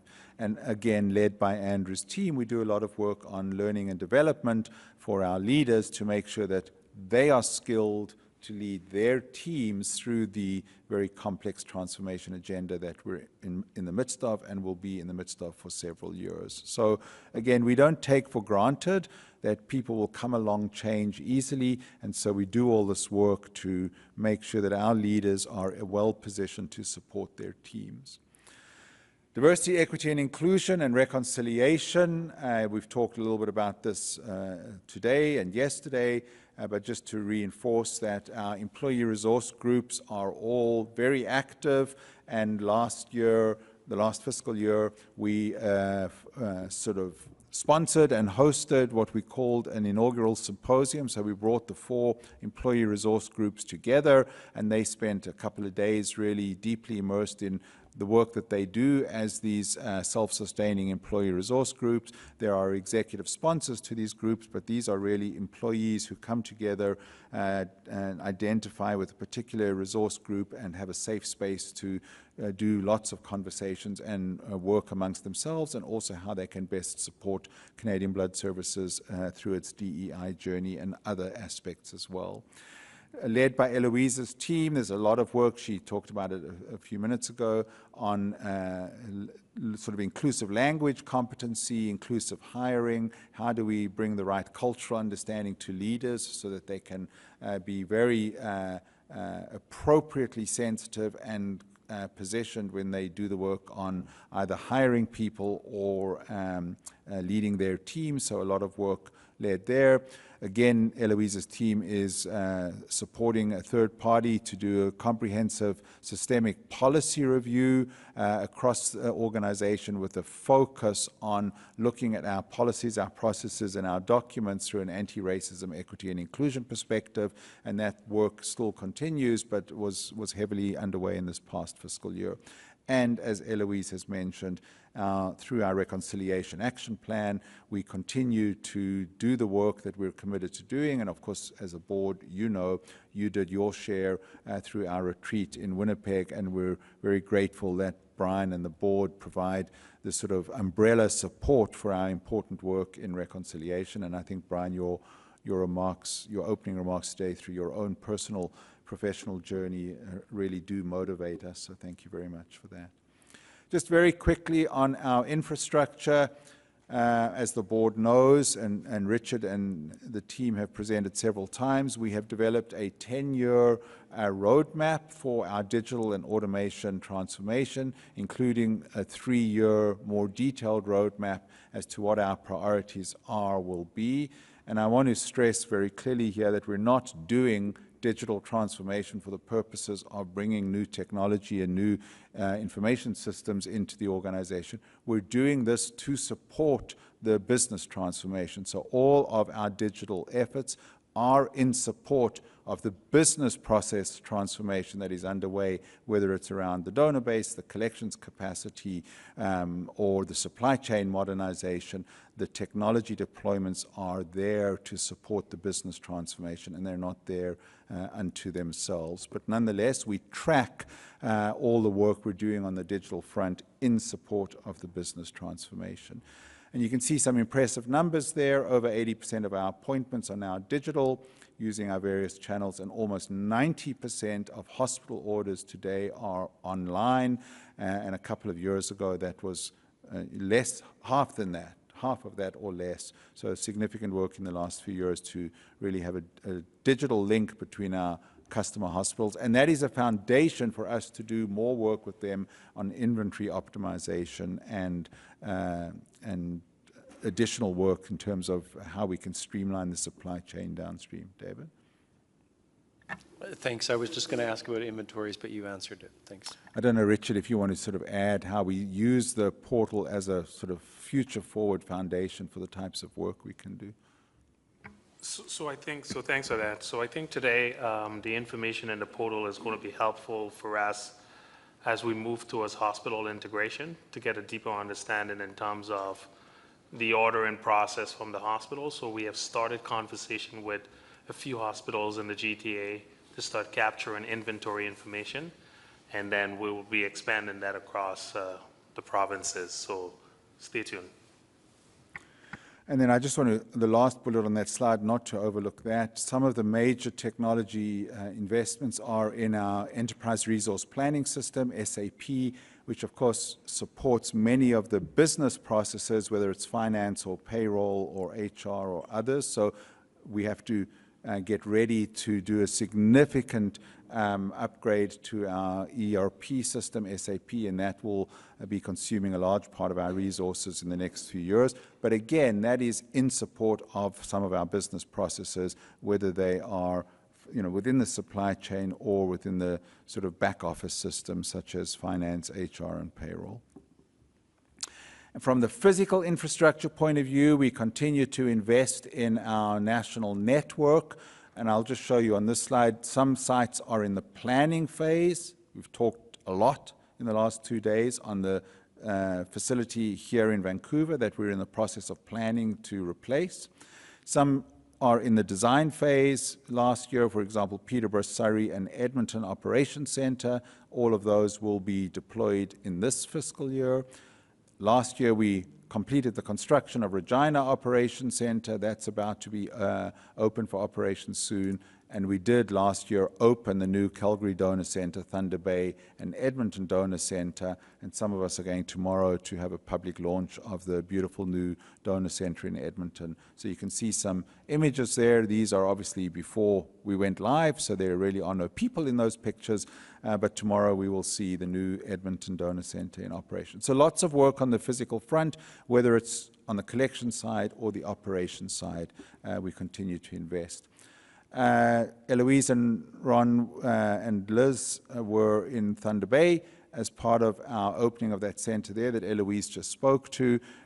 We are very proud of our centre in Thunder Bay and the work we're doing there with the local Indigenous communities led by Chief Solomon from the Fort William First Nation, a really important part of, or an example of the work we can do for relationship building. And this is a centre that will be at the moment dedicated only to plasma collection, but number 10 in the network of plasma centres. Very briefly, just to sort of complete the reporting for the year, and in the remaining minute and 22 seconds. So as the board knows, we are committed to maintaining the organization in a state of control while we're driving all of the transformation and doing all of the modernization. We pay very careful attention to the sort of state of control of the organization, whether it's from a quality point of view, a financial point of view, and an operational point of view. So we have a set of measures and indicators. These are our quality indicators here, and you can see across the year, we largely met all of them. There were a couple, for example, if you look at the first one, the number of fresh blood products recalled due to errors, accidents, or post-donation information, slightly above target, just to a couple of incidents. This one was some positive B19 samples sent to the fractionator, so we had to recall some units there. Sorry, that's the one at the bottom, the number of recalled plasma units for fractionation, slightly above target there because of some B19 positive samples. And so very small deviations from target, but essentially all quality indicators are demonstrating that the organization's in a state of control. From a public trust point of view, I didn't really know where to put this one in the slide deck. I probably should have put it at the beginning. But one of the other things we measure is what does the public actually think of the work that Canadian Blood Services is doing, not our employees and not our donors, but the general public. And you can see here, when we look at the general public and segment out donors versus general public, you can continue to see that our trust scores remain high. They're similar to previous years and consistent with what we're seeing with other public institutions. Trust amongst donors is always a little bit higher than the general public, but nonetheless our trust scores in 2024 are consistent with prior years and certainly consistent with what we're seeing in some other public institutions where there was a slight decline in trust measures in 2024 compared to prior years, given some of the sort of societal shifts in believing that public institutions are there for their good. As the board knows, we have a sustainability agenda. Again, Eloise's team sort of oversees the organization's commitment to ESG. And you are aware that we released our second sustainability report in 2024-5, reporting on 2023-24, and we were very pleased with the work done there and have lots of work committed in our sustainability agenda on a go-forward basis. And you can see some of the achievements here. We assessed our environmental footprint. We defined some of the work we want to do on that basis. We have an environmental strategy with measures and targets now in place. This is all work that we're committed to doing on our commitment to climate mitigation and operational resilience. So more to come on that front in future years. The board knows, and we have a presentation later today on our work with Alliance of Blood Operators, but these are some of the indicators in productivity that we've been working on for many years now, and you can see here, if you use 2017-18 as a baseline, when we committed to governments to achieve $100 million in efficiency, you can see that this was largely achieved through the gains made in testing, manufacturing, and collections productivity, with most of our gains on a productivity basis in the testing and manufacturing parts of our organization. And we're now amongst the highest of the ABO members, and we'll show the board some of that data later on today. Well, actually, here it is. I forgot that I had this slide. So, sorry. So here is data. It's a little bit of a busy slide. I'll just orient you. There's two charts. One is manufacturing and one is testing. We measure our productivity as part of the ABO group. The left-hand set is Canadian Blood Services, and it actually shows you 3 years of data. And you can see our counterparts. We don't have their 24-25 data yet, but you can see our 5 main counterparts in the ABO, and I won't name the organizations. We don't do that publicly. But you can see on both manufacturing and testing, CBS is right up there amongst the best of all the ABO members. And a few years ago, as you know, we were in the lower quartile of all of these indicators. So that's why this previous chart shows the gains that we've made, particularly on manufacturing and testing. We have not yet made the gains in collection productivity, and that's a future body of work that we'll be focused on. And just to close, Brian, I know I'm a couple of minutes over time. Very quickly, I always provide just a couple of financial highlights. Of course, Jennifer and her team presented this to the Finance and Audit Committee, and Donnie will report on that as part of his report. But just to give the public and the board a quick sense of the financial health of the organization. So some of the liquidity measures are sort of showing less than ideal performance because we have the very, very high spend on PPRPs and the inventory of those products, and some periods where members are not paying, provinces are not paying CBS at the rate at which they're using the product. So that has a negative impact on our liquidity ratio, which you can see throughout the year from March 24 to March 25 was less than 1. It was at about 0.8, 0.9. Working capital, you can see there the trend was slightly downwards, so it's not bad. But our days of unreserved cash on hand, about 10.2 at the end of the fiscal year. And as the board knows, our target is 14 to 30 days cash on hand, so slightly below target throughout the year. And again, that's some of the pressures of working capital and inventory. Under Jody's team, we are attempting to reduce, where possible and where appropriate, the amount of inventory of PPRP products that we carry. And you can see at the end of the fiscal, it was about 9 weeks on hand, which was slightly better than the rest of the year, where it was over 10 weeks on hand. And our target is typically around 8 weeks on hand, which would obviously help from a working capital and cash point of view. But we also don't want to dip the inventory too low, because this is all about resilience and the ability to meet hospital needs. So just to compare our expenses year over year, so this chart shows you 2024-5 in the teal colors compared to the prior year, 23-24.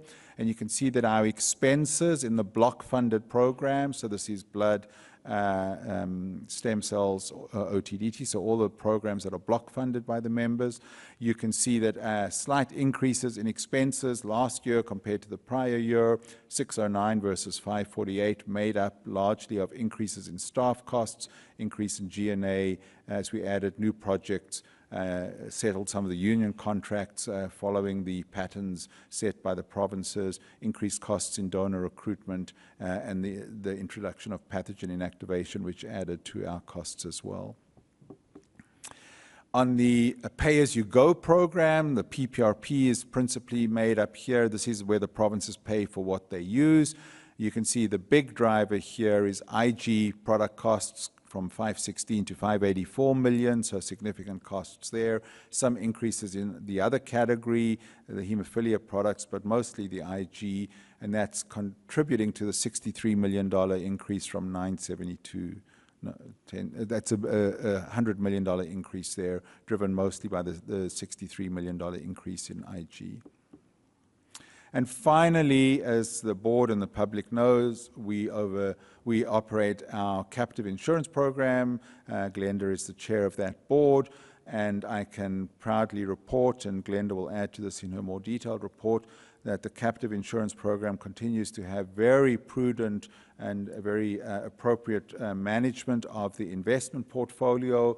And you can see the health of that portfolio at the end of the fiscal, $581 million in assets available in the investment portfolio, which is more than sufficient to meet the insurance requirements, which are $370 million, and we layer on top of the insurance requirements some of the statutory requirements that our regulator requires us to have for solvency, and we also have what is called a voluntary market volatility reserve.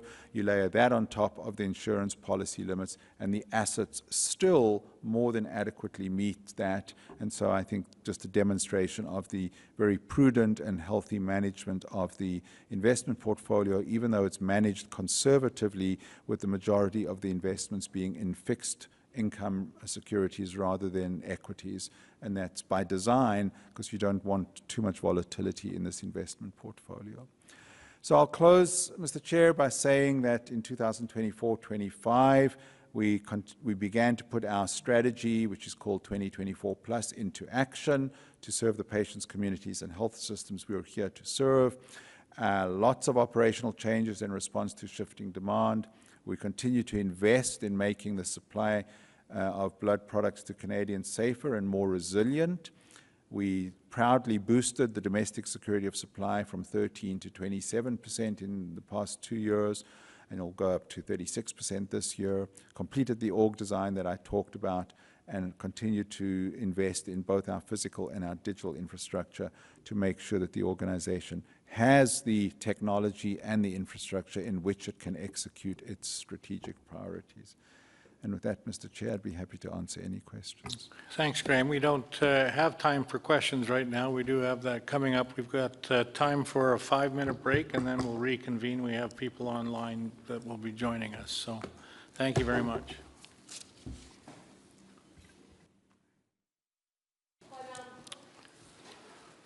Thank you, everybody. Welcome back. I'm now going to introduce Donnie Wing, who is the chair of our Finance and Audit Committee, to present the report to the public. Thanks. Donnie? Thank you, Brian. Good morning. It's my pleasure to present the consolidated financial statements of Canadian Blood Services and the independent auditor's report for the year ended March 31st, 2025. The financial statements are consolidated and include the results of the Canadian Blood Services as well as those of our 2 subsidiaries, CBSI, Canadian Blood Services Insurance, and CBSE, the corporation's wholly owned captives, insurance subsidiaries. The consolidated financial statements have been audited, and we have a clean opinion that will be issued by our auditors. I will now request, on behalf of the Finance and Audit Committee, that the consolidated financial statements of Canadian Blood Services and the independent auditor's report for the year ended March 31st, 2025 be approved by the board and directors and pass back to Brian for the motion. And the resolution be it resolved that the 2024-2025 consolidated financial statements for the corporation be approved by the board of directors. Okay, moved by chair of our Finance Committee. Could I have a seconder? Robert, all in favor? Thank you very much. We now are going to move into our Q and answer, and once again, miraculously, God knows how, we're back on time. But Sheila, are you feeding us the questions?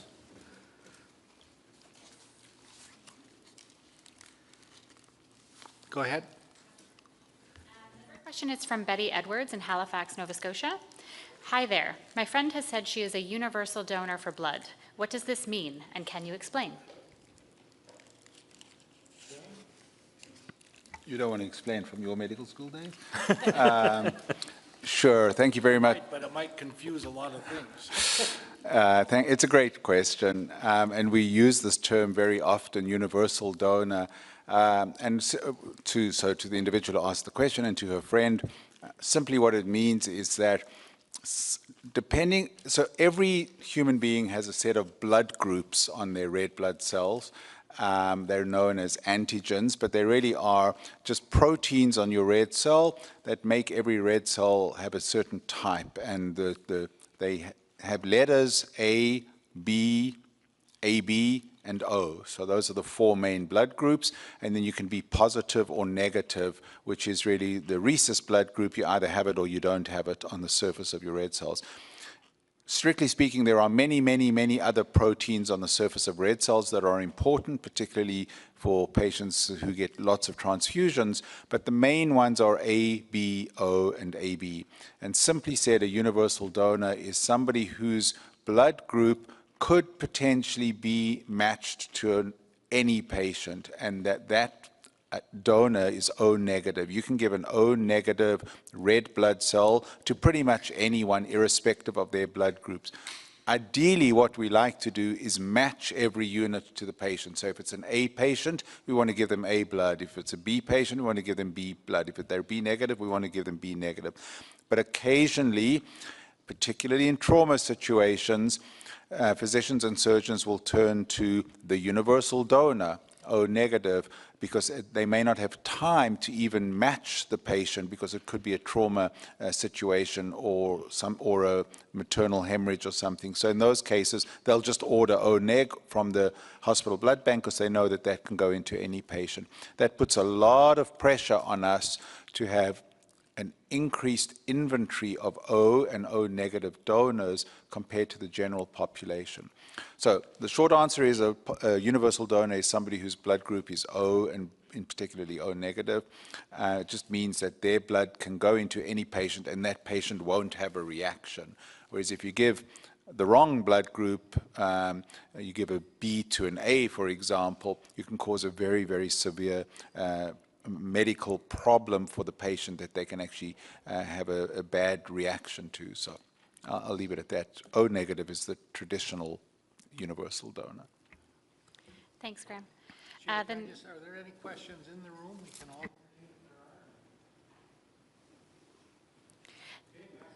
Okay. The next question is from Rob Park in Ottawa, Ontario. Does donating blood leave someone weak or susceptible to getting sick for a period of time? If so, how long does it last? Are there any long-term health risks of donating blood regularly? So I'll speak to one, and Isra, if you want to add, please do.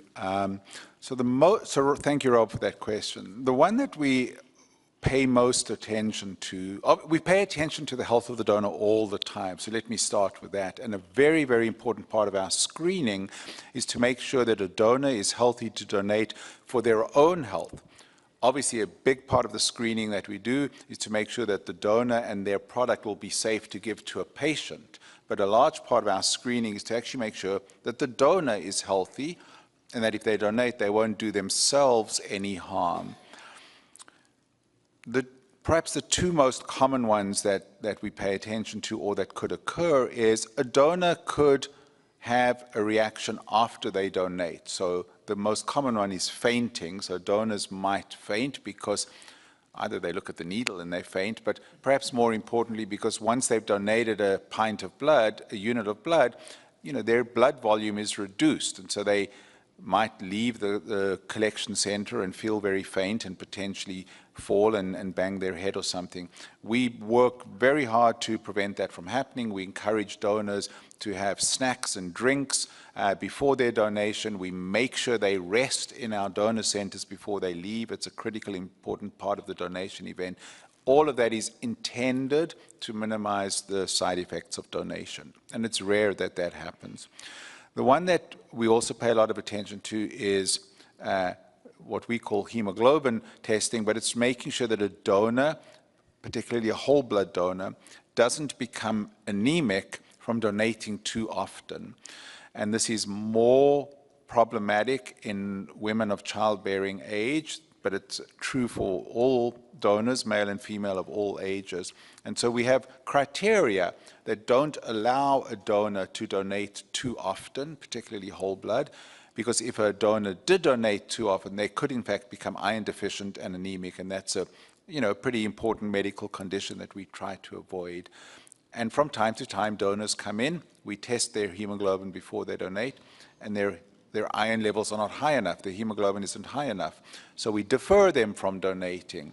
And I just want to make the point, we're not doing it because we don't want you to donate, we're doing it for your own health. So we want to minimize harm to donors.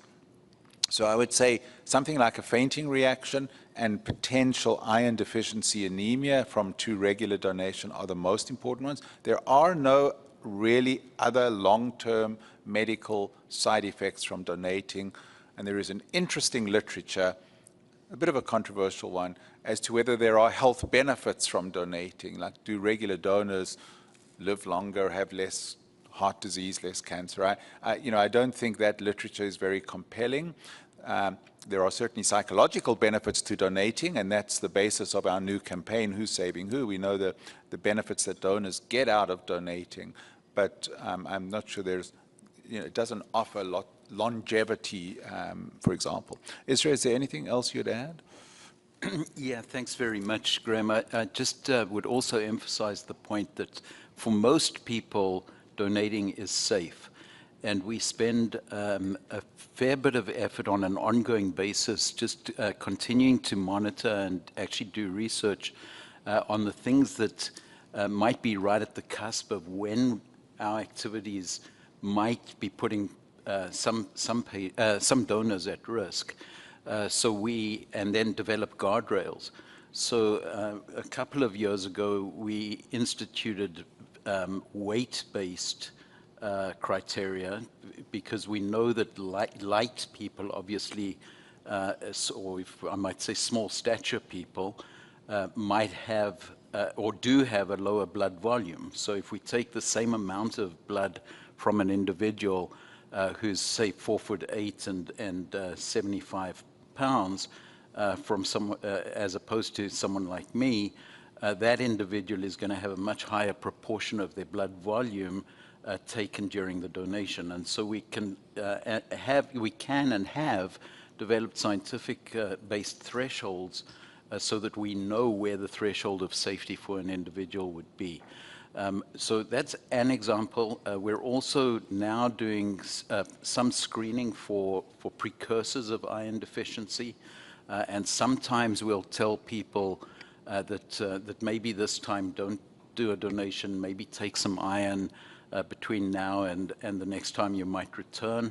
And so we have these kinds of approaches to help those few people who are unable to donate because of their own safety, that small proportion of our donor population, to stay safe, to stay healthy, and to, in many cases, return at a later stage.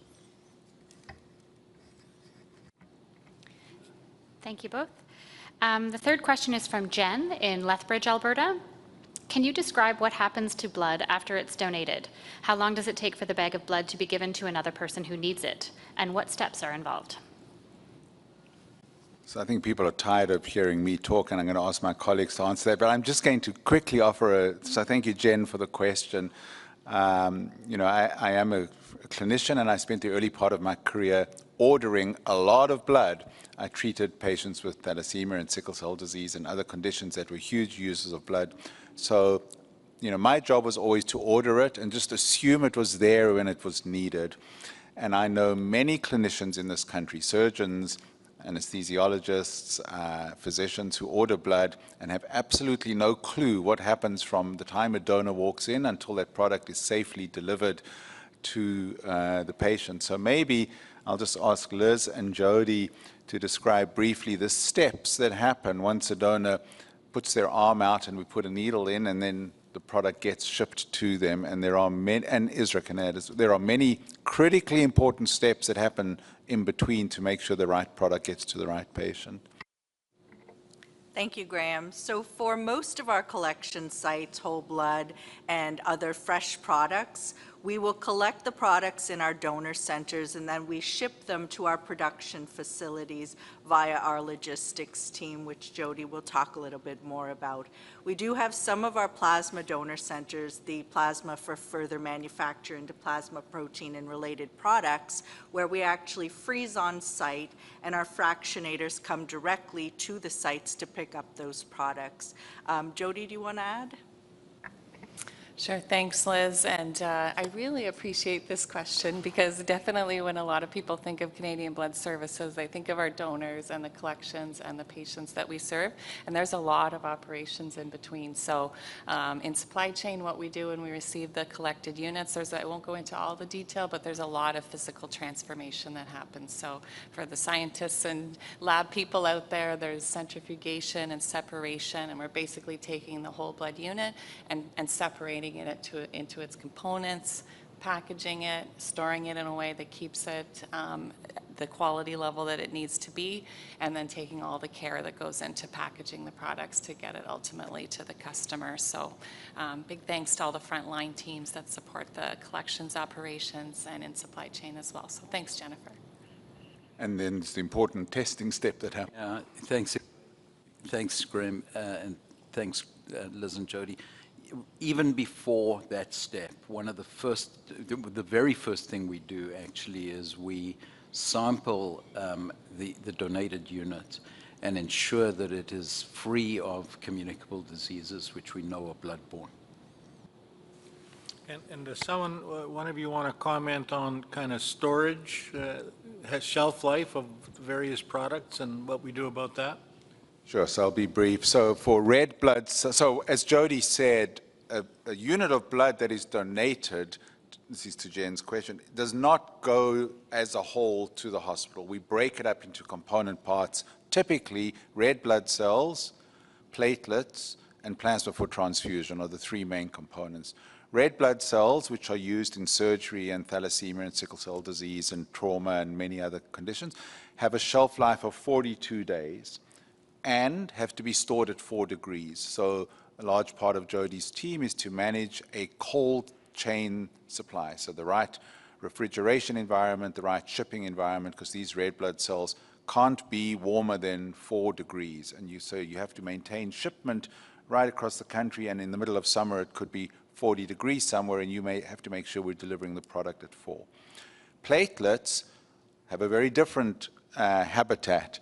They like to live at 22 degrees, and they also like to be moved around all the time. So if anyone ever goes into one of our production environments, you'll see these machines that we call them agitators. But the platelets are basically lying on the machines and being shaken around, because if you don't move them around, then the platelets like to stick together.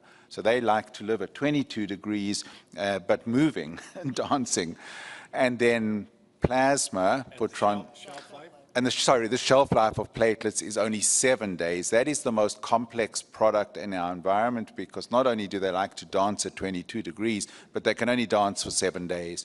And that 7 days is from the time it's donated until the time it goes to the patient. So all of the processing that Jody's team and Isra's team is doing has to happen in enough time for us to get a product to the patient that still has 4 days shelf life left on it to be transfused. So a 7-day shelf life product is a very, very difficult supply chain to manage. It used to be 5 days, which was even more difficult, and then we did all the research to demonstrate that it's safe to store at 7 days. There is some research to try and expand the shelf life of platelets, but that research is years away. And then the third product, plasma for transfusion, likes to live in the freezer at minus 18 degrees, if I remember. So I think the important point of Jen's question, and thanks for the provocation, Brian, is the complexity of our manufacturing and supply chain environment is very large, and all of this has to be done to the highest quality standards, consistent with good manufacturing practices, which is why the blood system is so complex and so challenging, because it's not just that a donor comes in, we collect a pint of blood and we ship it to the hospital on the back of a taxi. There are many, many, many steps in between, and managing this complex supply chain with temperature requirements and timeline requirements and safety requirements and matching requirements is really where all the magic happens between the donation and the patient. And that's why we really like to think of ourselves as a lifeline, because a lot happens along that chain. It's a fabulous question, so glad it came up. Well, and I can add, so thanks for the reminder about the timing. So for red blood cells, they're the bulk of the products that we shipped out, and generally from the time of a unit being collected, about 10 days is kind of approximately for the, on average, to get to customers. Thanks, everybody. The last question is from Isabella Young in Cornwall, Ontario. What do you see as the greatest incoming threats to the safety of the blood supply, and what actions is Canadian Blood Services taking to counter these risks? Boy, I could go around the table and ask every executive to offer a comment. I'm going to just make a couple of quick points, and Isra and Judy and others, please jump in. So risks are multifactorial, and I want to be clear that we're, as an organization, pay exquisite attention to potential and emerging risks to blood products, and the blood system.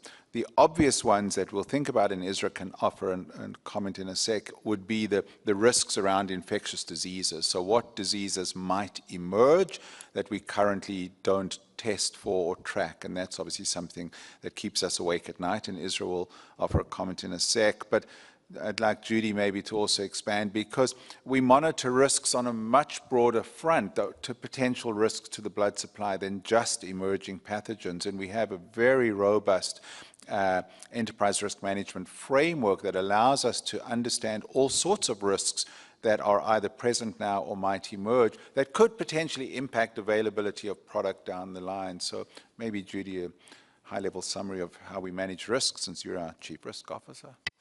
Sure. I could spend all day talking about all of the risks on what we measure around our corporate risk profile.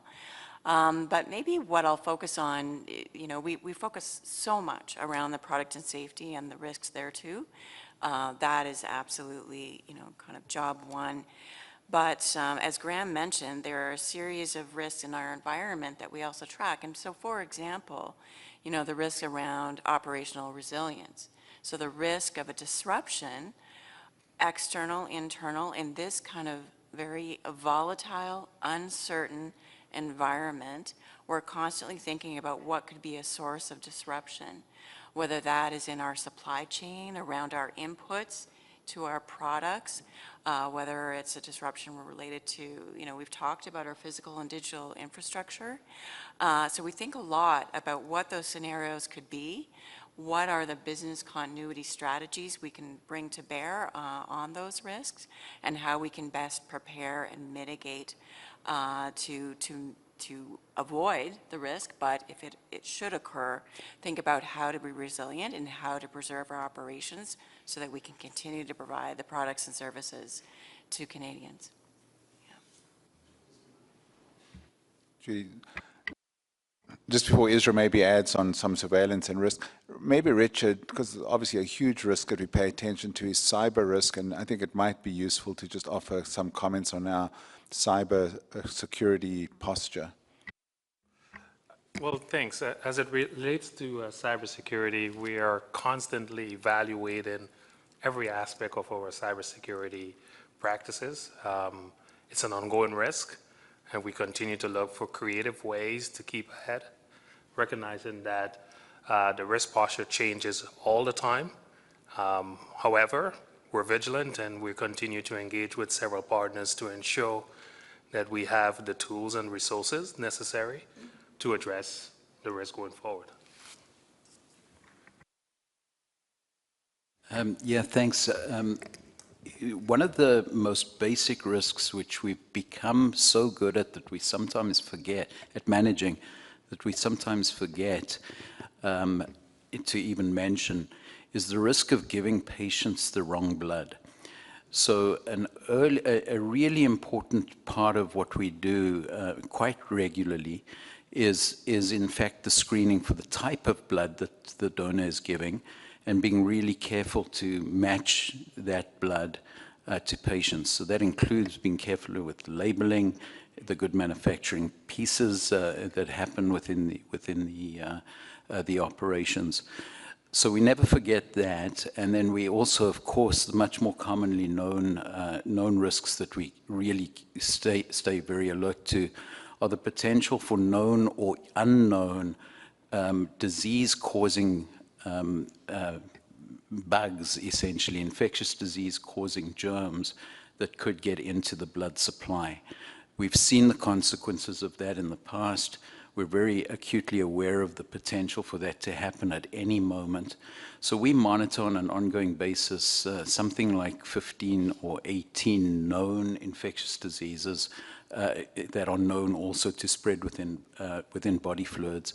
And we keep a very active eye on the disease patterns that are occurring around the world, and an assessment on an ongoing basis from a variety of sources as to whether there's a potential that some of the approaches and the epidemiological patterns might shift that would lead us to need to put in new approaches.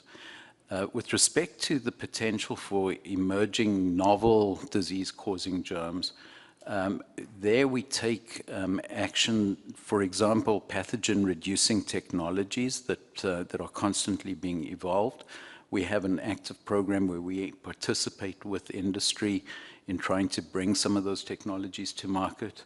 Dr. Sher-Graham earlier mentioned, if people were observing the earlier report, our pathogen inactivation now of all our platelets, as well as our plasma supply. So that's another approach. And then maybe the last thing I'll mention, which I know our Safety, Research and Ethics Committee, soon to be renamed, has kept a close eye on, is the awareness that with climate change happening, whatever the causes might be and whatever one might think about it, the reality is we're seeing a shift in disease patterns. And we certainly anticipate tick-borne and mosquito-borne diseases becoming more of a problem in North America, north of the 49th, than they've been in the past.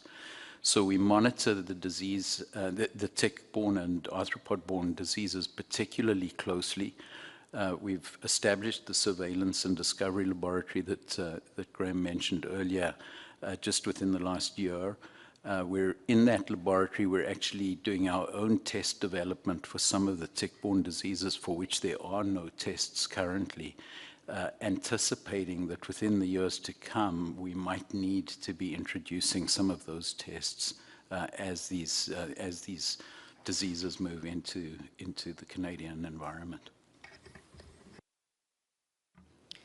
Just to remind folks that CBS was born out of a poorly managed set of infectious agents passed through the blood system that impacted thousands of people and ended up in settlements of billions of dollars. Isra, do you want to mention on the talk about the potential effectiveness of pathogen reduction on emerging viruses, whether it's Zika or the other things that we see popping along, or even malaria and that testing, because that's an example where our pathogen reduction is not, it's a red cell phenomena, not a... Yeah, so thank you very much, Mr. Chair Brian. Pathogen reduction technologies are not hermetic.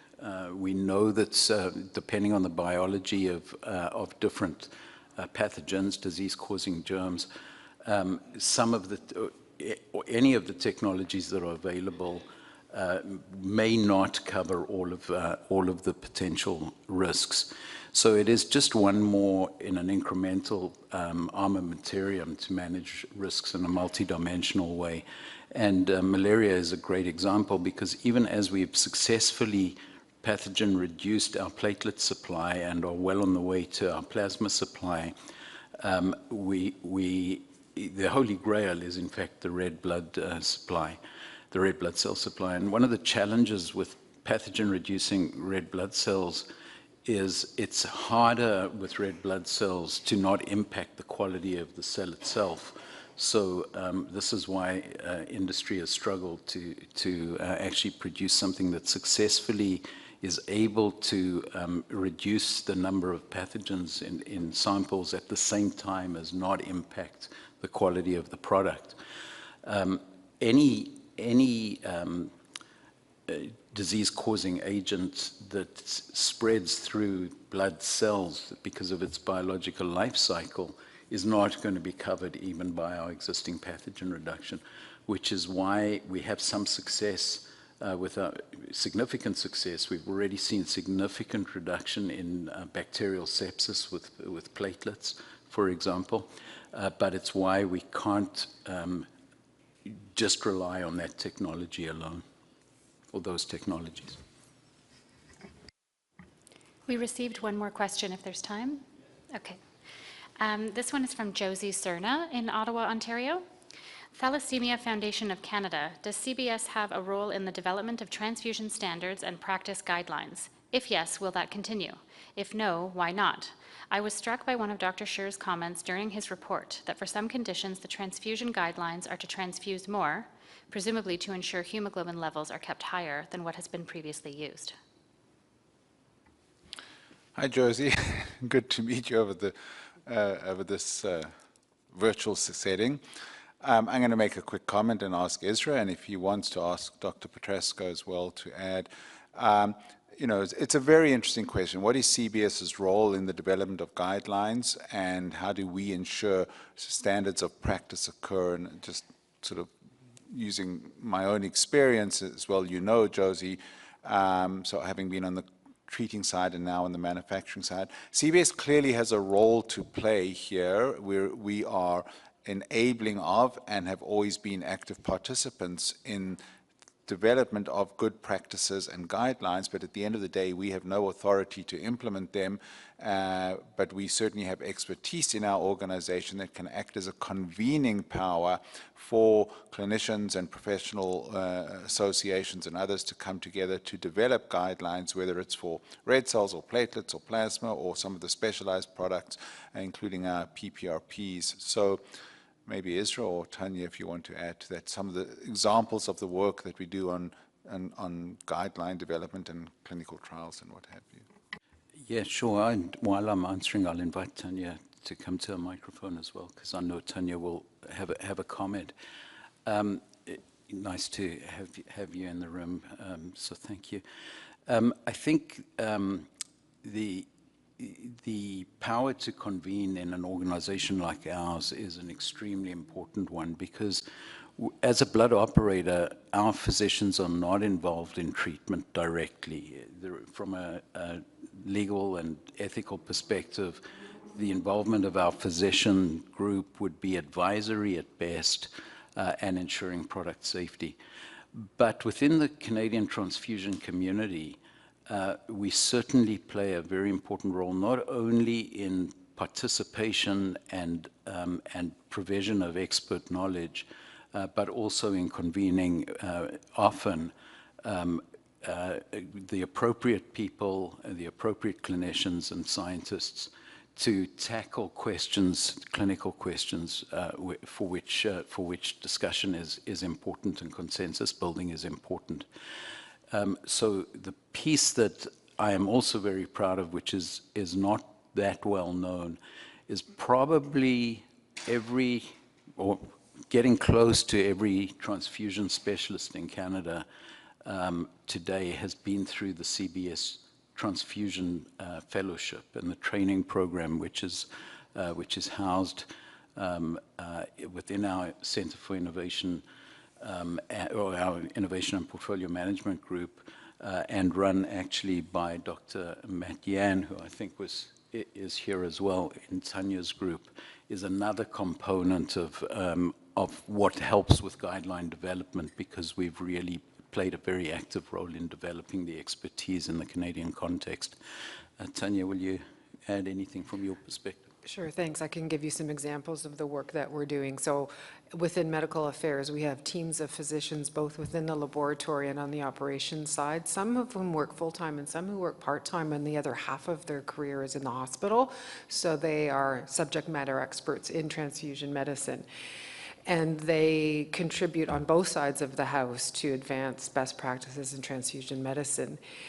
Recently, Dr. Yan, who's here, who also leads our rare blood program, came to me and said, we really need standardized guidelines across the country about how to help physicians order really, really rare units for patients.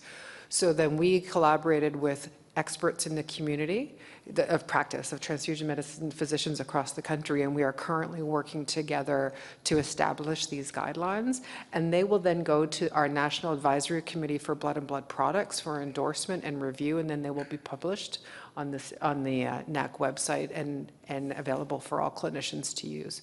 We are also convening a panel of experts, again, outside and within CBS, to support, because we've been requested by a Canadian Transplant and Cellular Therapies Canada to assist with guidelines in the management of blood product transfusion for patients with hemoglobinopathies who are undergoing some of the genetic and cellular therapy transfusion therapies that Graham was referring to.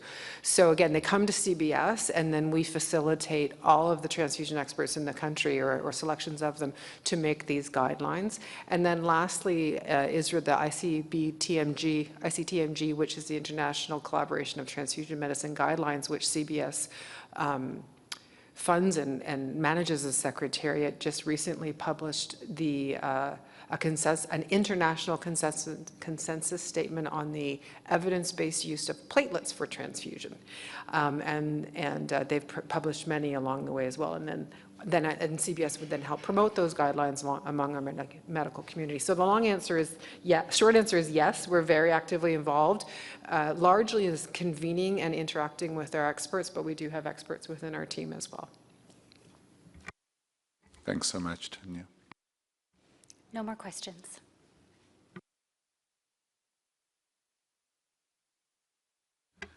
You can have a 5-minute holiday and we restart, but you can't get out of your seats. All the presenters are online. Or are they ready? All right. Well, then we can move to the stakeholder presentations. This is clearly an important part of our open meetings. And of course, our stakeholders often have significant things to say about either their performance or some of their advocacies that are important to them or their organizations. So I'd like to thank all of the speakers in advance. These are important comments for us. I think we are starting with our first speaker, Chris Kennedy, who's a board member for PFLAG Canada, to speak. So Chris.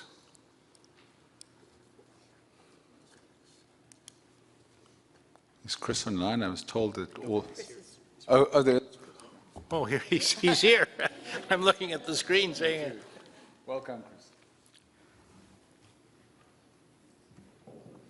Perfect. All right. Well, thank you, everybody, and thank you so much for having me here and giving me this opportunity to speak with you all here today. My name is Chris Kennedy. I use he, him pronouns, and I'm here today on behalf of PFLAG Canada, a national organization that provides free peer-to-peer support for 2S LGBTQIA+ individuals and their families. Today, I'd like to share the story and impact of our recent 2S LGBTQIA+ donor eligibility awareness campaign, created in partnership with Canadian Blood Services, funded through the Wisdom to Action microgrant initiative, and co-produced with my board colleague, Vasha Badi-Cook, and why this kind of community-based education is critical for strengthening donor trust and participation. We know that Canadian Blood Services has made meaningful strides in recent years, especially with the move to individual donor assessments. But in our communities, confusion, mistrust, and stigma haven't disappeared overnight. At PFLAG Canada, our chapter leads and volunteers regularly hear things like, "I thought I still wasn't allowed to donate," or "I don't trust how I'll be treated when I show up." These aren't just personal doubts, they're echoes to decades of exclusion, and they continue to shape how 2S LGBTQIA+ people perceive the donation process today. In response, we launched a national 2S LGBTQIA+ donor eligibility awareness campaign to help correct misinformation and rebuild trust, especially in hard-to-reach or underserved areas. With bilingual print and web resources, accessible presentation materials, and a social media campaign that will run through to the end of August 2025, we equipped over 50 PFLAG chapters from coast to coast to bring these conversations into their communities. Our message was simple, inclusive, and hopeful.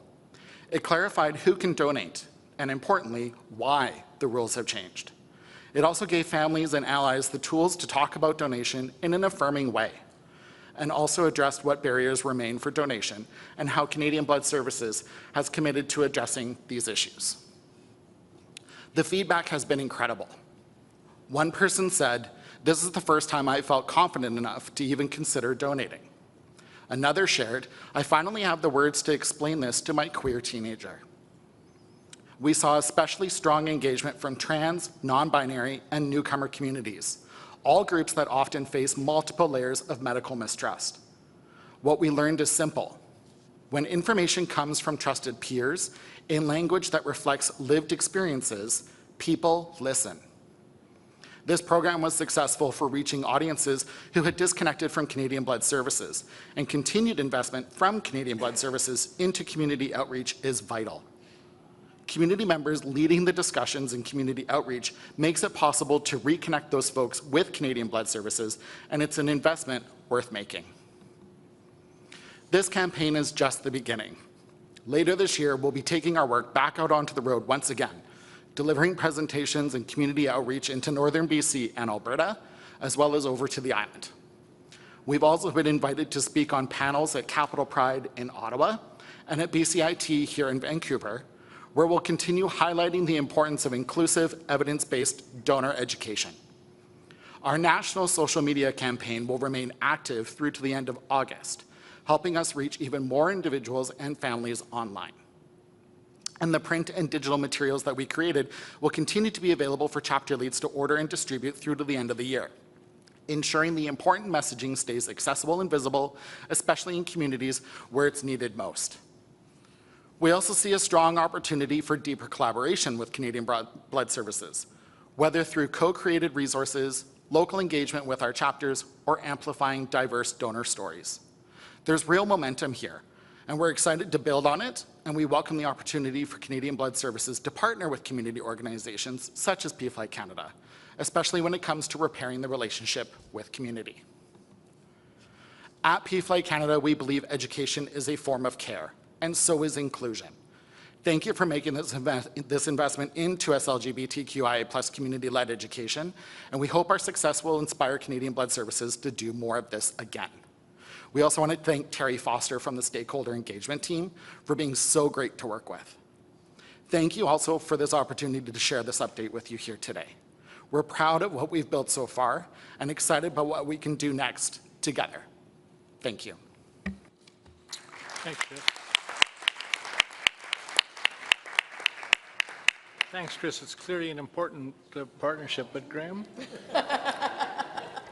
Don't run away too quickly, Chris. So a couple of thoughts, and I'm also going to ask Eloise to add her thoughts. So firstly, thank you very much for showing up, but thank you for sharing that narrative and the work that PFLAG is doing. So there's a couple of points I want to amplify from Chris's presentation, just for the board's awareness. So as you know, we have worked very hard over many years to modify and ultimately change what was called the MSM policy to the sexual behavior-based screening.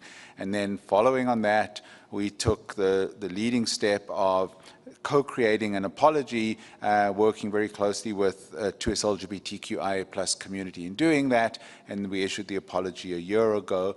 And as part of that, we continued our commitment to repairing and restoring relationships with the broad community or communities that make up 2S LGBTQIA+. And one example of that was the microgrant program. So just for some clarity, what the microgrant program is CBS was able to use some of its philanthropic dollars, and here I want to acknowledge KPMG. They were big supporters of this program. So we used some philanthropic dollars that CBS had available, and we issued a series of microgrants, small grants.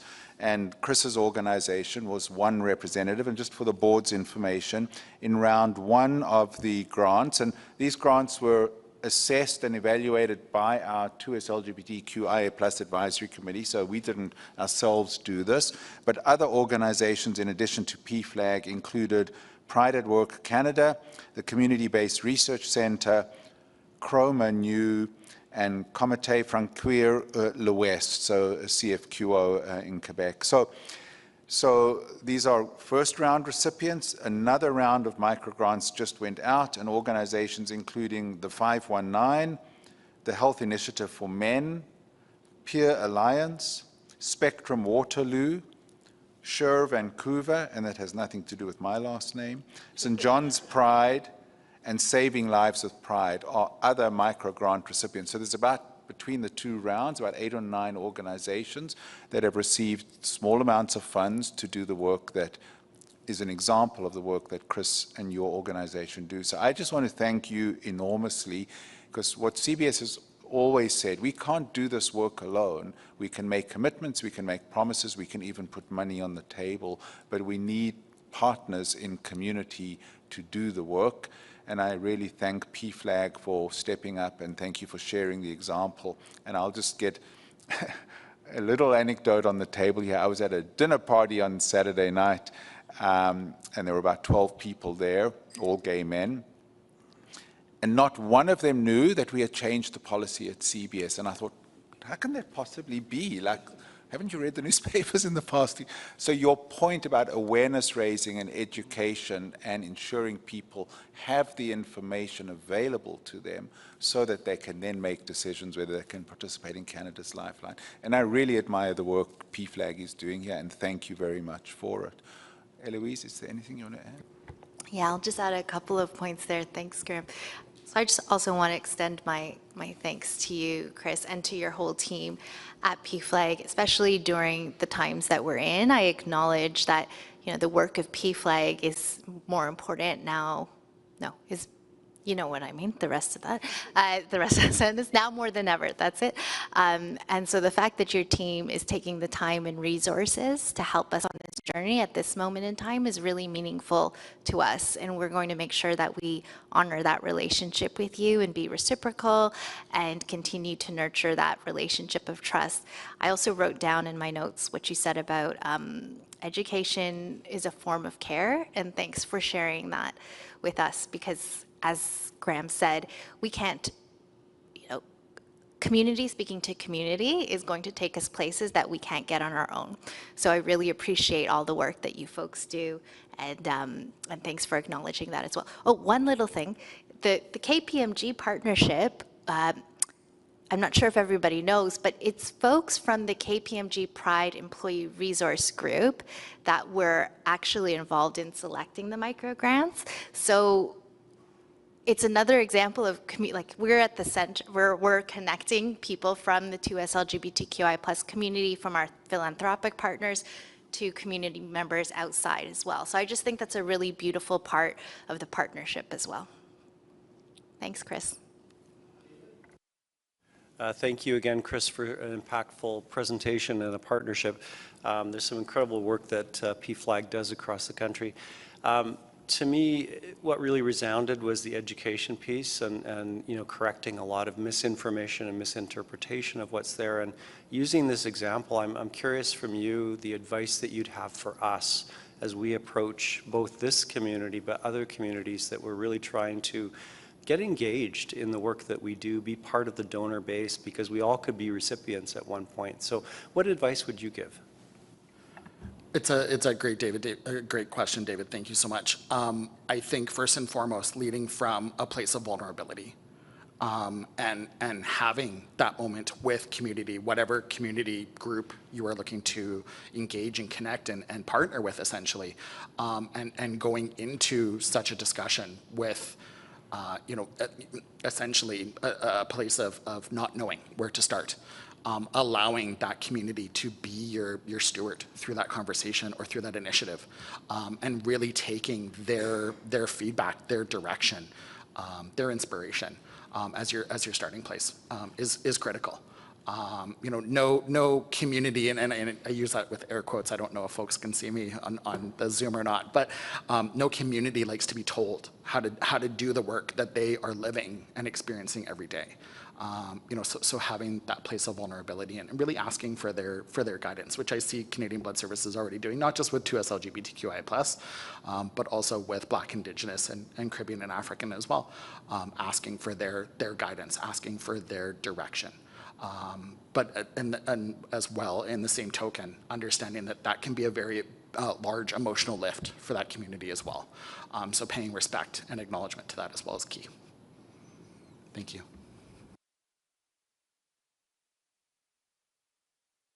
Now I can go?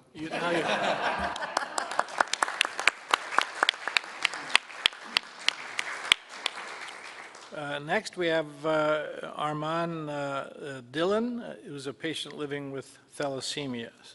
Armand? Hi, yeah, thank you. I hope everyone can hear me here. So, yeah, hello. My name is Armand, and thank you guys for giving me the chance to speak today.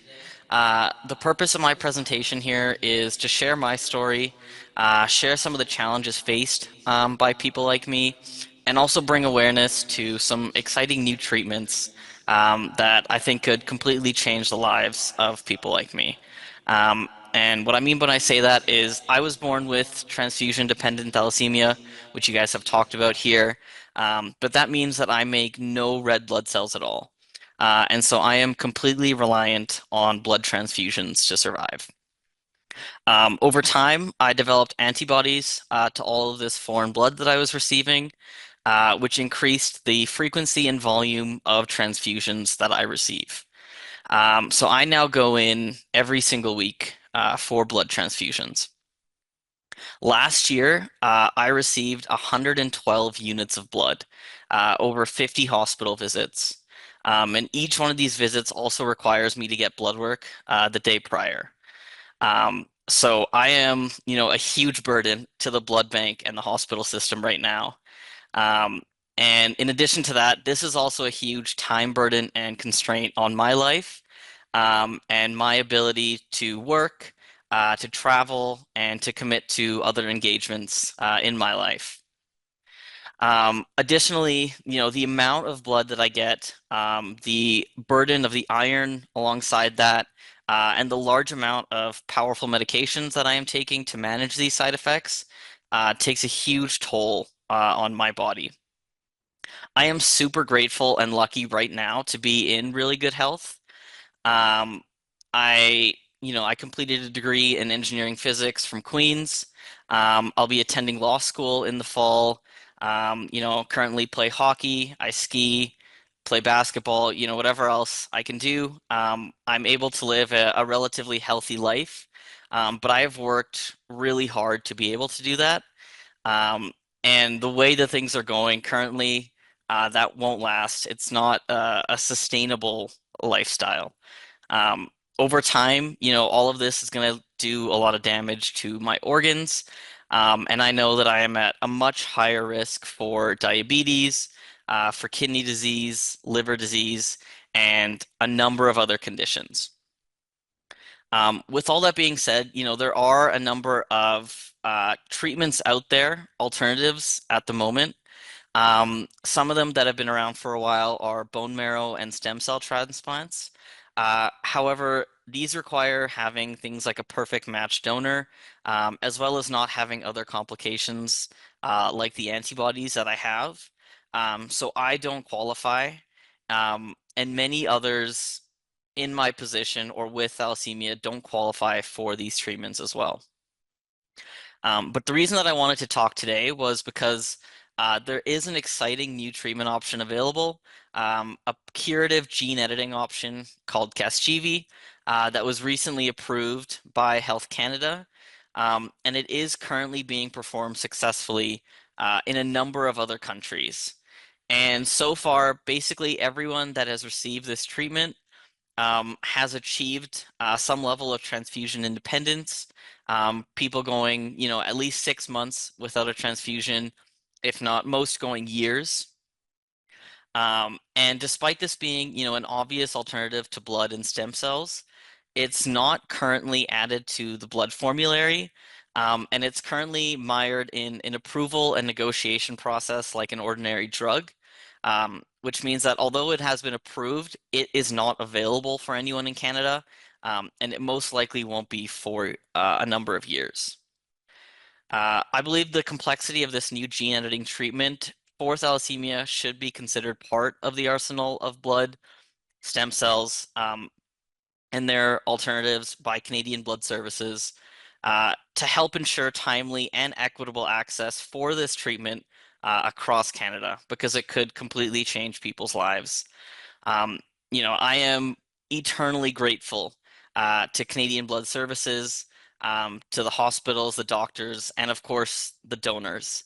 But I don't want to be indebted to these people, for the rest of my life. Yeah, so that is my presentation. Thank you for your time. Thank you, Armand. And Graham?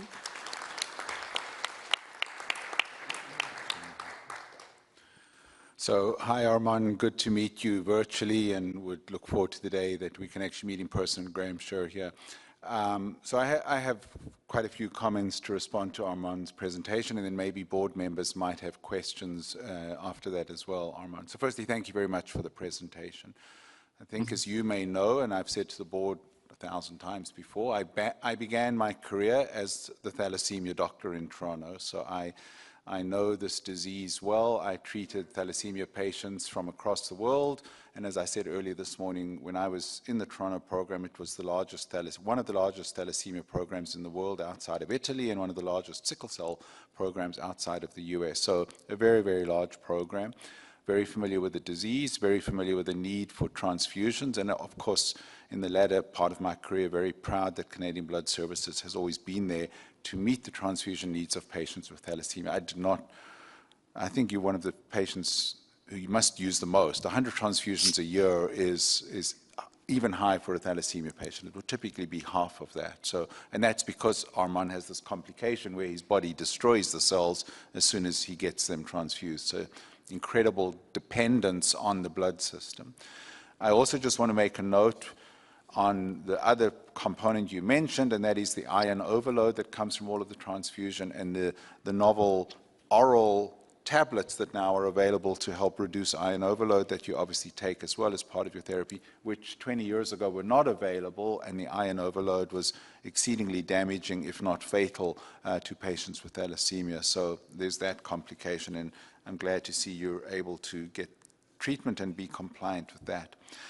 But I want to, if I may, Mr. Chair, use Armand's question or presentation to raise the important question of access to potentially curative, what are called transplant or gene therapies, gene editing therapies. So Armand describes one drug, Casgevy, which is a type of gene editing treatment that is available for patients with thalassemia or sickle cell disease, because we know the genetic defect, and there is the technological ability to take the patient's cells out. So you take the cells out, you take them into a laboratory, you do modified genetic work on the patient's own cells, and you inject them back. And that has the ability to either reduce the dependence on transfusion or potentially eliminate the disease altogether.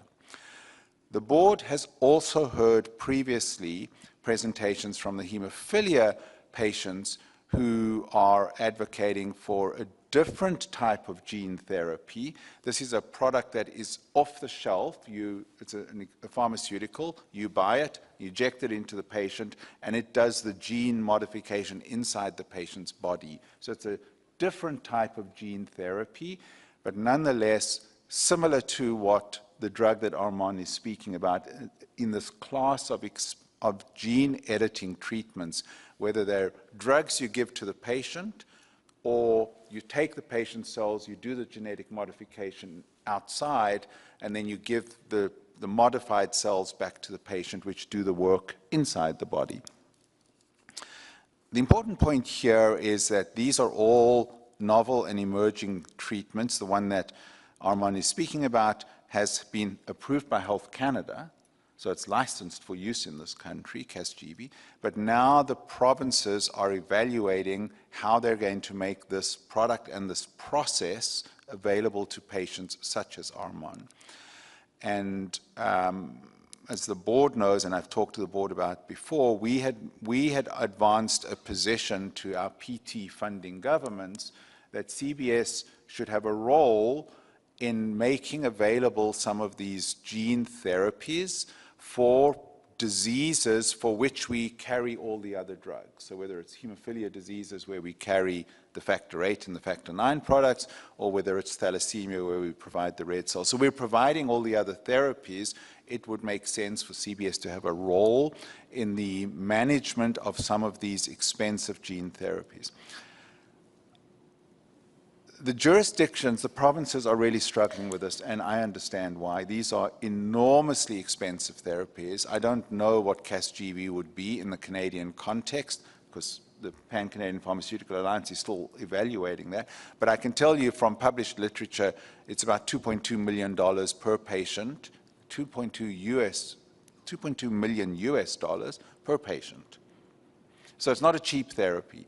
So I understand the challenge that jurisdictions have in trying to assess how should these products be made available to patients, whether it's Casgevy for thalassemia or sickle cell disease, or whether it's a hemophilia gene therapy. And the jurisdictions have determined thus far that they want to manage these drugs on their provincial formularies rather than have them managed through CBS's formulary where we provide many of the other drugs. And CBS has worked with the provinces. We've made our view clear that they should be managed on our formulary, but the jurisdictions have elected to go the path that they have. I want to just point out that the Casgevy one is a difficult one because it's not a drug that you're buying off the shelf and giving to a patient. It really is a process similar to CAR T-cell therapies in which we already have a role where we are supporting some transplant centers to take the patient's cells. These are for cancer patients. You take the cells out, you do some genetic modification, you give the cells back, and it can cure the underlying cancer or lymphoma. So we're already involved in some ways in supporting CAR T-cell therapies, and I see this as a somewhat similar therapy. So Armand, it's a very long way of saying I wanted to just sort of use your presentation to sort of bring the board up to speed. This is a complex issue. I understand the dilemma that our funding governments are in because these therapies are enormously expensive and they're going to have to make decisions as to how the jurisdictions are going to make available these sorts of therapies. Because they're now licensed by Health Canada, the provinces have to determine, one, are they going to fund them, and two, if so, how? And that's the work that they're doing right now with the Pan-Canadian Pharmaceutical Alliance and putting them onto provincial drug programs. Again, I want to be very clear to the board that CBS's view is it would make sense for CBS to have some role here, particularly in a therapy like this, because we're already doing some of the cell management for other CAR T-cell therapies. But we have to work with the provinces on this, and it's a complicated area, and there's no easy decision. So, Armand, I'm not offering an answer, and I'm not, unfortunately, able to say, yes, CBS will make this product available, because at the end of the day, PT ministries of health, the deputy ministers and ministers get to make this decision. And I certainly understand the dilemma they're in, given the costs of some of these important therapies. So I just want to, so thank you, Armand, for presenting, and I wanted to use your presentation as a chance to just share with the board the complexity of where we are in terms of dialogue with the provinces on managing some of these important gene editing therapies. Anne? Yes, can I say thank you so much for your presentation, and I wish you well. You've had such a success academically, and I wish you great success in the future, both in your personal health and in your career. We're confronted with many, many, many very expensive, very unique therapies, CAR T therapies, other kinds of gene therapies, which are complicated and numerous and are going to increase in number. And I really think it would be enormously helpful if Canadian Blood Services could engage with the provinces and the federal government in developing a national approach to make these therapies more rational in how they're developed and how they're provided, and more cost efficient. We're paying a lot of money, a huge amount of money, and it's unclear to me that it's necessary, it's important that the prices be the way the prices are currently. I think that we could be doing this more efficiently. That's my first point. My second point is that this is an expensive therapy. I just looked up the Canada's Drug Agency report, and my understanding is that it looks like it's $2.8 million Canadian. That's an expensive therapy. On the other hand, it's very expensive to be providing all these units of blood for someone's whole life. And in addition to that, running the risk of someone developing other kinds of related diseases. So if you look at this from a quality-adjusted life year perspective, the argument can be made, despite the fact that it's $2.8 million, that this would be a cost-effective thing to do. I don't think I have to make that argument here, but I'm simply saying the fact that the price of a unit of blood isn't obvious to us.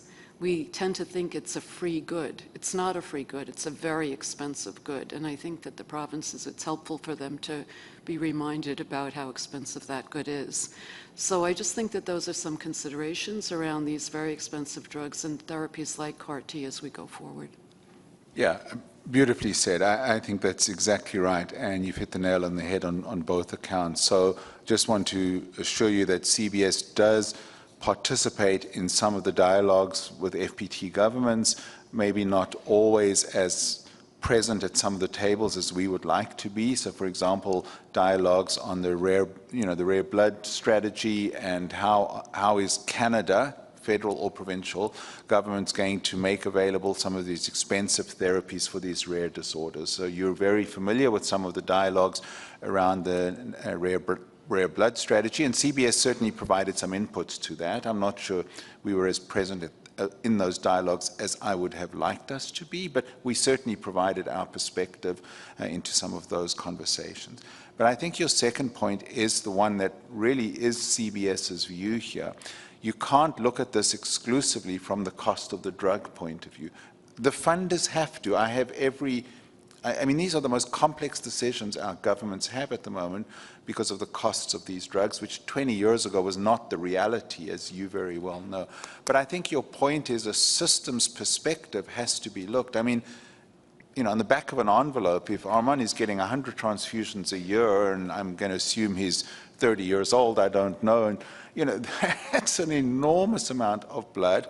The costs to manage that over a lifetime is massive, let alone all the side effects and the hospitalizations and all the other care that is attendant. So I agree with you entirely, and we made that position to the provinces when they were looking at the hemophilia gene therapy, which is a different type of drug, different disease, but the cost to manage a patient on factor VIII replacement, as you well know, is hundreds of thousands of dollars a year. So a gene therapy that might cost $2 or $3 million sounds outrageously expensive, but system-wide, to your point, potentially has the benefit downstream of maybe not lowering costs, but certainly avoiding some costs downstream, let alone providing improved patient outcome. So I think your point is exactly right, and it's why I continue to argue that CBS has to stay engaged with the PTs on this conversation. I accept their decision at the moment to manage it through PCPA. It's not the position CBS would have advocated, but it's the decision of governments to make. But to your point, we need to support them from a system point of view because there is value in making these products available for select patients, and then we can help demonstrate where costs may be avoided elsewhere in the system. So thank you for that.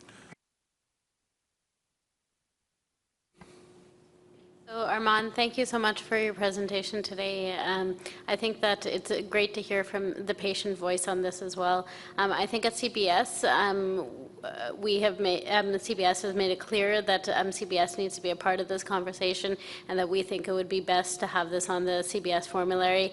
And as a practitioner, I have to say that one of the things I'm really worried about is what is the access going to be like across the country, and is it the patients who need it most that are going to have access to it? And what I really worry about is if there's going to be some jurisdictions where it's going to be available and others where it might not be. And so I really do think that there needs to be a pan-Canadian approach and that CBS needs to be an important player at that. But some of that is beyond CBS's control.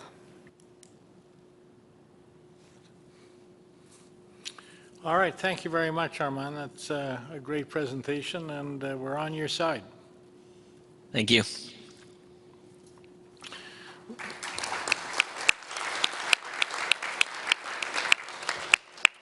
We're now going to move to Jifa Dordunu, Sickle Cell Disease Association of Canada. Jifa? Hello, can you hear me? Yes. Okay, still morning. So good morning, CBS board members and esteemed guests. My name is Jifa Dordunu, and I am joining you today from the traditional unceded territory of the Lekwungen people, just across the pond from you. I am here today representing the Sickle Cell Disease Association of Canada, and I am truly grateful for the opportunity to speak with you today. It's almost exactly a year ago where we were unable to meet in Ottawa with Health Canada. So like I said, it is a pleasure now to have this chance to follow up on two important issues. That is the establishment of an antigen registry and then a malarial deferral policy. So as you know, we've been advocating for CBS to create an antigen profile registry specifically for individuals with sickle cell disease. This registry would ensure that blood donations are appropriately matched to patients with sickle cell disease, reducing adverse reactions and improving transfusion outcomes across the country. Secondly, I'd like to revisit our request for a clear pathway to address the malaria deferral policy, which disproportionately affects communities of African descent, which we believe perpetuate scientific racism. The specifics of these issues are going to be detailed in an upcoming report by the Interdisciplinary Center for Black Health and the Sickle Cell Association of Canada. So with this in mind, I'd like to ask, can CBS provide an approximate timeline for the implementation of these initiatives, specifically the test that you are in the process of licensing? And then lastly, I would like to emphasize that the Sickle Cell Association of Canada is eager to be part of the solution. And so we would appreciate receiving direct updates on these matters directly from CBS, rather than having to search through your websites for the information. So I thank the board again for your time and attention. Thank you, Jifa. I thought I was under the impression that you were receiving the information you've requested, but Graham? So let me clarify some of that. So thank you, Jifa. Good to meet you virtually. And again, like I said to Armand, I look forward to the day of meeting you in person. So thank you very much for the presentation. And allow me, Mr. Chair, if you would, a few minutes to respond to some of Jifa's points and offer some information for the board, and then there might be other questions from board members. So firstly, we do appreciate the sort of advocacy work that the Sickle Cell Disease Association of Canada, SCDAC, has done for many years, advocating on the importance of sickle cell disease, the equitable treatment of these patients, how they get access to care. And I think SCADC has done some hugely important work to raise the awareness around this disease and ensure equity of access and care. And again, having treated sickle cell patients early in my career, I'm very familiar with that. I just want to, before I answer some of the specific points of Jifa's presentation, we do have one sort of very active association with SCDAC. So one of our social scientists, Dr. Jenny Hoare, and has worked with the president of SCADC SCDAC, Bibatinga, and they have looked at the barriers to donation. They've co-authored a publication entitled Sickle Cell Disease and the Need for Blood, Barriers to Donation for African, Caribbean, and Black youth and adult for Black young adults in Canada. So this publication was recently put out and was very, very widely received. So we do have some of those collaborations with SCDAC. Let me speak to the malaria criteria, and then I'll speak to the how you can be part of the solution, and I'll also speak to the registry that you're talking about. So as the board knows, and I've provided you updates on a regular basis, we are in the process of doing two things. One is doing the necessary development work to get the malaria assay in-house. Health Canada has approved this. Roche's assay, CBS is working with a vendor to do the necessary validation so we can get it licensed in our environment, and that we will then be able to use this nucleic acid test for malaria to test certain donors, and that will be targeted initially to donors who either have a history of malaria or donors who have had residence in parts of the world where malaria is prevalent. And to Jifa's point, this is hugely important because most individuals impacted by the current malaria criteria are donors of African, Black, or Caribbean ancestry, because those are the parts of the world where malaria is most common. And of course, that's also parts of the world where sickle cell disease comes from. So having the right product for the right patients is hugely important. So the work is underway. We're doing all the necessary development work. On the current plan, Jifa, we should have the test available and up and running in 2026. So the development work is being done this year, and maybe Dr. Levy will be able to add to my comments in a sec, but if you'll just sort of allow me to conclude my comments. So the work is underway to implement the test. We will be the first blood service in the world to have a nucleic acid test for malaria. And as you know, part and parcel of that is once the test is in place, we will then be able to modify some of the criteria that we currently have, that SCDAC and others talk about that are exclusionary or don't allow for optimal inclusion in the blood system. So we need to get the test in place to allow us to modify some of those criteria. Jifa, I just want to stress an important point. These updates are provided on a very regular basis to our patient engagement forum, and we have urged SCDAC over time to be an active participant through our patient engagement forums. We meet regularly with the patient groups. We provide these updates on a regular basis. I really would strongly encourage through you to SCDAC that if you would actively participate with the other patient groups in our patient engagement forum. That's the place where these updates are provided on a regular basis.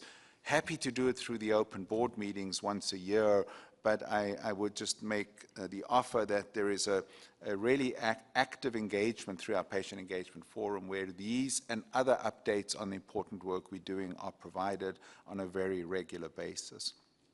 My last comment, Mr. Chair, because this question was raised last year and is again being raised by Jifa this year on the work that CBS can do to build an antigen registry, and I think this is hugely important, so let me give you a quick update here. So some activities that we've put in place in the last year or more, so as I said earlier today, we're increasing the phenotyping and genotyping, so the testing by traditional methods and the new genetic methods. We're increasing the phenotyping and genotyping that we're doing of donated blood to identify a set of donors who have the optimal antigens or proteins that match patients with sickle cell disease. So simply said, we're doing more testing, particularly on donors who identify as African, Black, and Caribbean. When they come in, we're able to then do more testing on those donors and those units than we would on the average donor. We are modifying our hospital ordering systems so that blood orders for patients with sickle cell disease are segregated from our routine orders, and it allows us, through Jody's group, to do distribution of these products in a different and more sort of directed fashion for sickle cell patients requiring a red cell exchange. So this registers the sickle cell patient inside Canadian Blood Services data systems. And then we're exploring how this registration, so now that we know who the patient is with sickle cell disease who's getting these exchange transfusions, we can then match that patient's cell types with the donor phenotyping that we're doing. And that's the sort of step towards building a patient antibody registry that the association is calling for. So that work is underway. We don't have a comprehensive end-to-end registry built yet, but we're building the component parts now with the data linkages that we have with hospitals. So through Isra's group and Richard's group, that work is, and Jody's group, that work is underway to build that registry. So, Mr. Chair, I'll just leave it there. I think Jifa raises some important points. I think the progress on the malaria test is well underway and should be implemented in 2026. The antigen registry work is underway, and I'm glad to see that progress. And Jifa, again, I would simply encourage the Sickle Cell Association of Canada to avail itself of the patient forums, the engagement forums that we have, where a lot of this information is dug into quite deeply on a fairly regular basis. So it's a long answer. I apologize. Eloise or Isra, anything you want to add? I'll just add a couple of points. Thank you for your presentation, Dr. Deneau. Nice to meet you from across the pond. And it's very timely that you're here today. Tomorrow is, I just double checked, I knew it was sometime this week. Tomorrow is World Sickle Cell Disease Awareness Day. So even you just being here today, I know for everybody who's watching and in the room, you're bringing awareness to the unique needs of this patient community. So thank you for that. It's a very welcome message to hear from you that SCDAC would like to be part of the solution. We would love to take you up on that and partner with you folks, and I'll make sure personally that my team reaches out to you. We're definitely going to start with sending you an up-to-date account of everything Dr. Scher mentioned today. We want to make sure that it can be included in the upcoming report that you mentioned. And yeah, we really look forward to working with you and the rest of the SCDAC team. We have been sending out regular communications with updates on this, on the particular topics that you sent out to the contact info we have on file for the National Coalition Confronting Anti-Black Racism and Donor Protocols. But we'll make sure that we can reach out directly to you if for some reason those aren't making it to the signatories to the coalition. We want to make sure that we're maintaining open lines of communication. So perhaps from today on, we can begin to have a different pace and cadence of our communication between CBS and SCDAC. But definitely wanted to thank you for spending some time with us on, I'm sure, what is a very busy week for SCDAC given tomorrow's the World Sickle Cell Disease Awareness Day.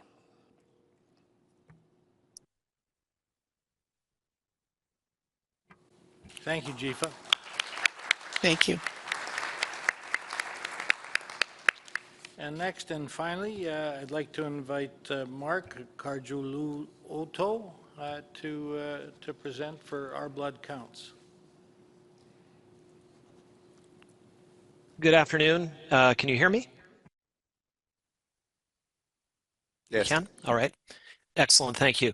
I can't see my presentation quite yet. I'm sure that it'll be up shortly. Good afternoon, and thank you very much for this opportunity. My name is Mark Cargiulo. I'm a 44-unit donor. I'm here on behalf of Our Blood Counts. I'm speaking from the traditional territory of the Lheidli T'enneh, the people of the confluence of the river in Prince George, BC. Next slide. Next slide. My connection to Canadian Blood Services includes a workplace partnership that earned an Honoring Our Lifeblood award. Today, I work alongside donors, recipients, and health professionals. We're committed to strengthening Canada's biological lifeline. Our campaign is about how Northern BC can support Canadian Blood Services' national goals. We've heard no to our idea so far, but we're not that good at taking no for an answer. Next slide. Northern BC is larger than France. It's home to 300,000 people across 32 communities and 55 First Nations. Prince George is our regional hub. We have a teaching hospital undergoing a $1.6 billion expansion, a research university with a medical school, and a regional cancer center. It's where people come for business and services. It's also distant from any CBS donor center, 2 days round trip by road. Slide. We're working to show how a plasma donor center in Prince George would enjoy local and regional support in helping all Canadians. We see a strong northern model and many similarities in Thunder Bay's new plasma center and that city's regional role. Nearly 1,800 people, that is an update from our presentation, it's ticked upward in recent days, have now signed our petition of support. Councils in the cities of Prince George and Quesnel, the district of Mackenzie, and the villages of McBride and Valemount have passed motions of support to date. In May, the North Central Local Government Association endorsed our proposal. It represents 240 elected officials from 42 local and First Nations governments. Slide, please. This would be a northern BC center. The district of Mackenzie, 200 kilometers north of Prince George, was the first community stepping up, unanimously passing a resolution of support.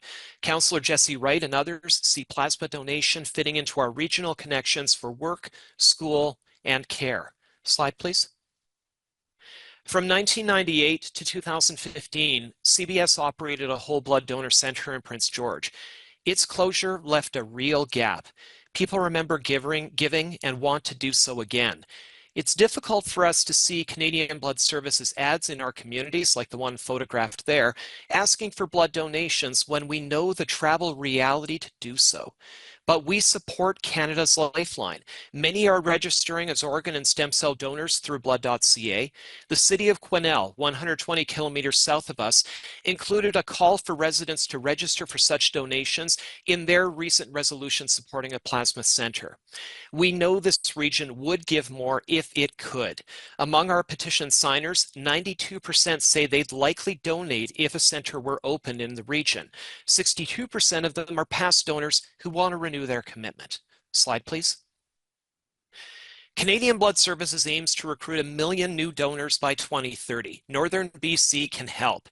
Amy Margison from Vanderhoop, 100 kilometers west of Prince George, has shared how plasma protein products have changed her life. Many others are sharing similar stories. Our region's message is, let us help. I grew up in Prince George. As a young reporter, I covered the donor center's opening. Later, I promoted it through my workplace. I didn't donate blood until I moved to Ontario and got over my fear of needles, but that early exposure planted a seed about the importance of life-saving gifts. A Prince George Center could draw from a regional audience, building a spirit of donation that goes far beyond our communities. Slide, please. This region has delivered big projects successfully. The Cancer Center, UNBC, and the Northern Medical Program were once seen as long shots, but they are regional success stories. A plasma center here could be another success and another opportunity for culturally safe, uniquely northern care. Slide, please. It may take time to get to yes for a plasma center, but we are committed to that journey.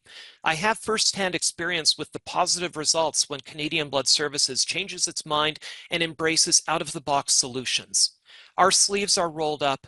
We're ready to help Canada meet its plasma needs, and we hope to work with you. Slide, please. I leave with just a few of the comments of those who see the wonderful potential of a Northern BC Plasma Donor Center. Thank you very much.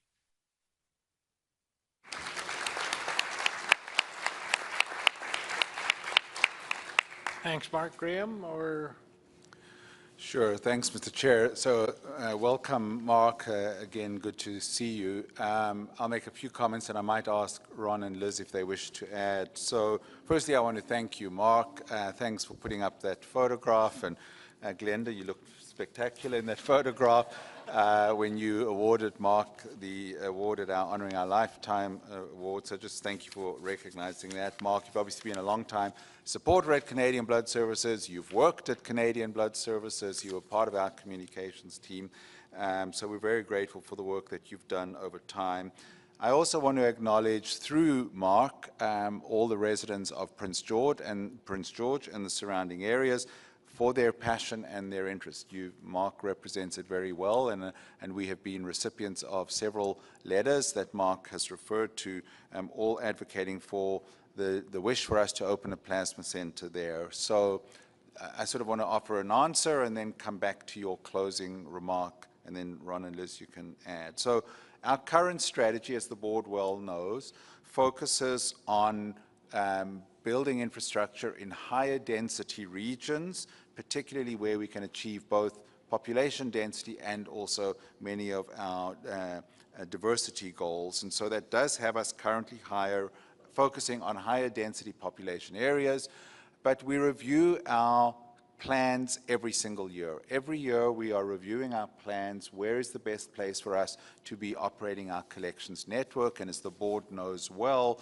it's a very fluid plan. We have an ambition to open quite a number of centers over the next 5 years, somewhere between 15 and 20, but we evaluate those plans every year as to where the best place to go is. And Mark, I think you probably know some of this, as does the board, but I'll just clarify for everyone online that there are multiple factors that go into deciding where to locate a center. It's not a simple calculation based on population size. That is obviously one factor, but there are many, many others. What's the forecasted population growth in that area? Can we consistently collect enough volume given the penetration we would need into the population? Very important factor are our logistics environments. Can we transport that blood or plasma fast enough, safely enough, and affordably enough back to our processing centers to meet the requirements for processing and freezing and turnaround? How reliable are those transportation routes by road and air at all different times of the year? Of course, it goes without saying that we service all the hospitals in the north, Prince George and beyond. Our requirement is to service every hospital, and we do that by ground and by air, and we're shipping finished product on a regular basis. But at the moment, there is no transportation route that would bring the processed or collected product back from Prince George into a processing center such as Vancouver. It is true, as Mark said, we used to run a collection center there up until 2015. At that point, it went through a set of evaluation criteria. We used to operate, as I recall, 3 days a week, if it was, I think Tuesday, Wednesdays, Thursdays. We collected 180 units a week or so. There was a very high wastage rate with those units. We lost a lot of them due to times and distance and everything. So a lot of the collected units actually never made it through to finished product for patients, and that was one of the criteria that we evaluated to close down that collection center. So I want to sort of come back to this. There are many, many factors that go into our decision making, and we will be looking at them on an annual basis, determining the best regions in the country where we should be building our network. Current plans do not have us be building a plasma center in Prince George, but again, I want to come back to the point that we are evaluating these plans on an annual basis and always examining communities and geographic locations that may be able to support Canada's Lifeline and the growth trajectory of blood and plasma over time. So I'm really going to take your closing comment, Mark. May take time to get to yes, and you're not taking no for an answer. Well, we love the support and the advocacy. We know that the broader region around Prince George has been, petitioning our organization to make this decision, and I want to just make you aware that this decision is not off our table. We evaluate on an annual basis where we need to go, but currently there are no plans for Prince George. Having said that, and I know you know this, but I want to also thank all the sort of citizens of that region of northern British Columbia, because many of them have participated in Canada's Lifeline, whether it's through stem cell donations or even financial donations, and we know that many take up that opportunity and would encourage others to do so, to participate in Canada's Lifeline that way. So, long answer to say, one, thank you for your presentation, good to see you, and two is we hear you, and we're evaluating geographic options regularly. Liz or Ron? Thank you, Graham, and thank you, Mark, so much for your advocacy and your support. It's so nice to hear you supporting the donation efforts in Northern BC, and we really do appreciate it. Just one thing I just want to be clear about with regard to plasma, even though we do freeze on site, which does seem to open up more opportunity to collect in remote areas, we do collect blood samples for donor testing, which is actually quite time sensitive. And so when Graham described the loss of some of our products because of logistical constraints, we also have the same logistical constraints in having to move our blood samples on a daily basis. So I just wanted to say it's not as simple as freezing on site. I wish it was, and maybe someday we'll get there where we're taking plasma samples. But for today, the logistics do remain very complex in that area. Thank you.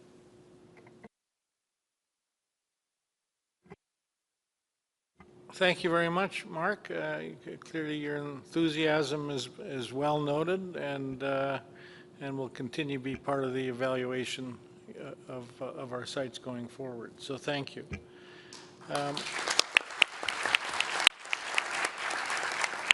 So thank you to all the presenters today. Any feedback from the audience, virtually or in the room, can be sent to engage@blood.ca, and we value any comments you might submit.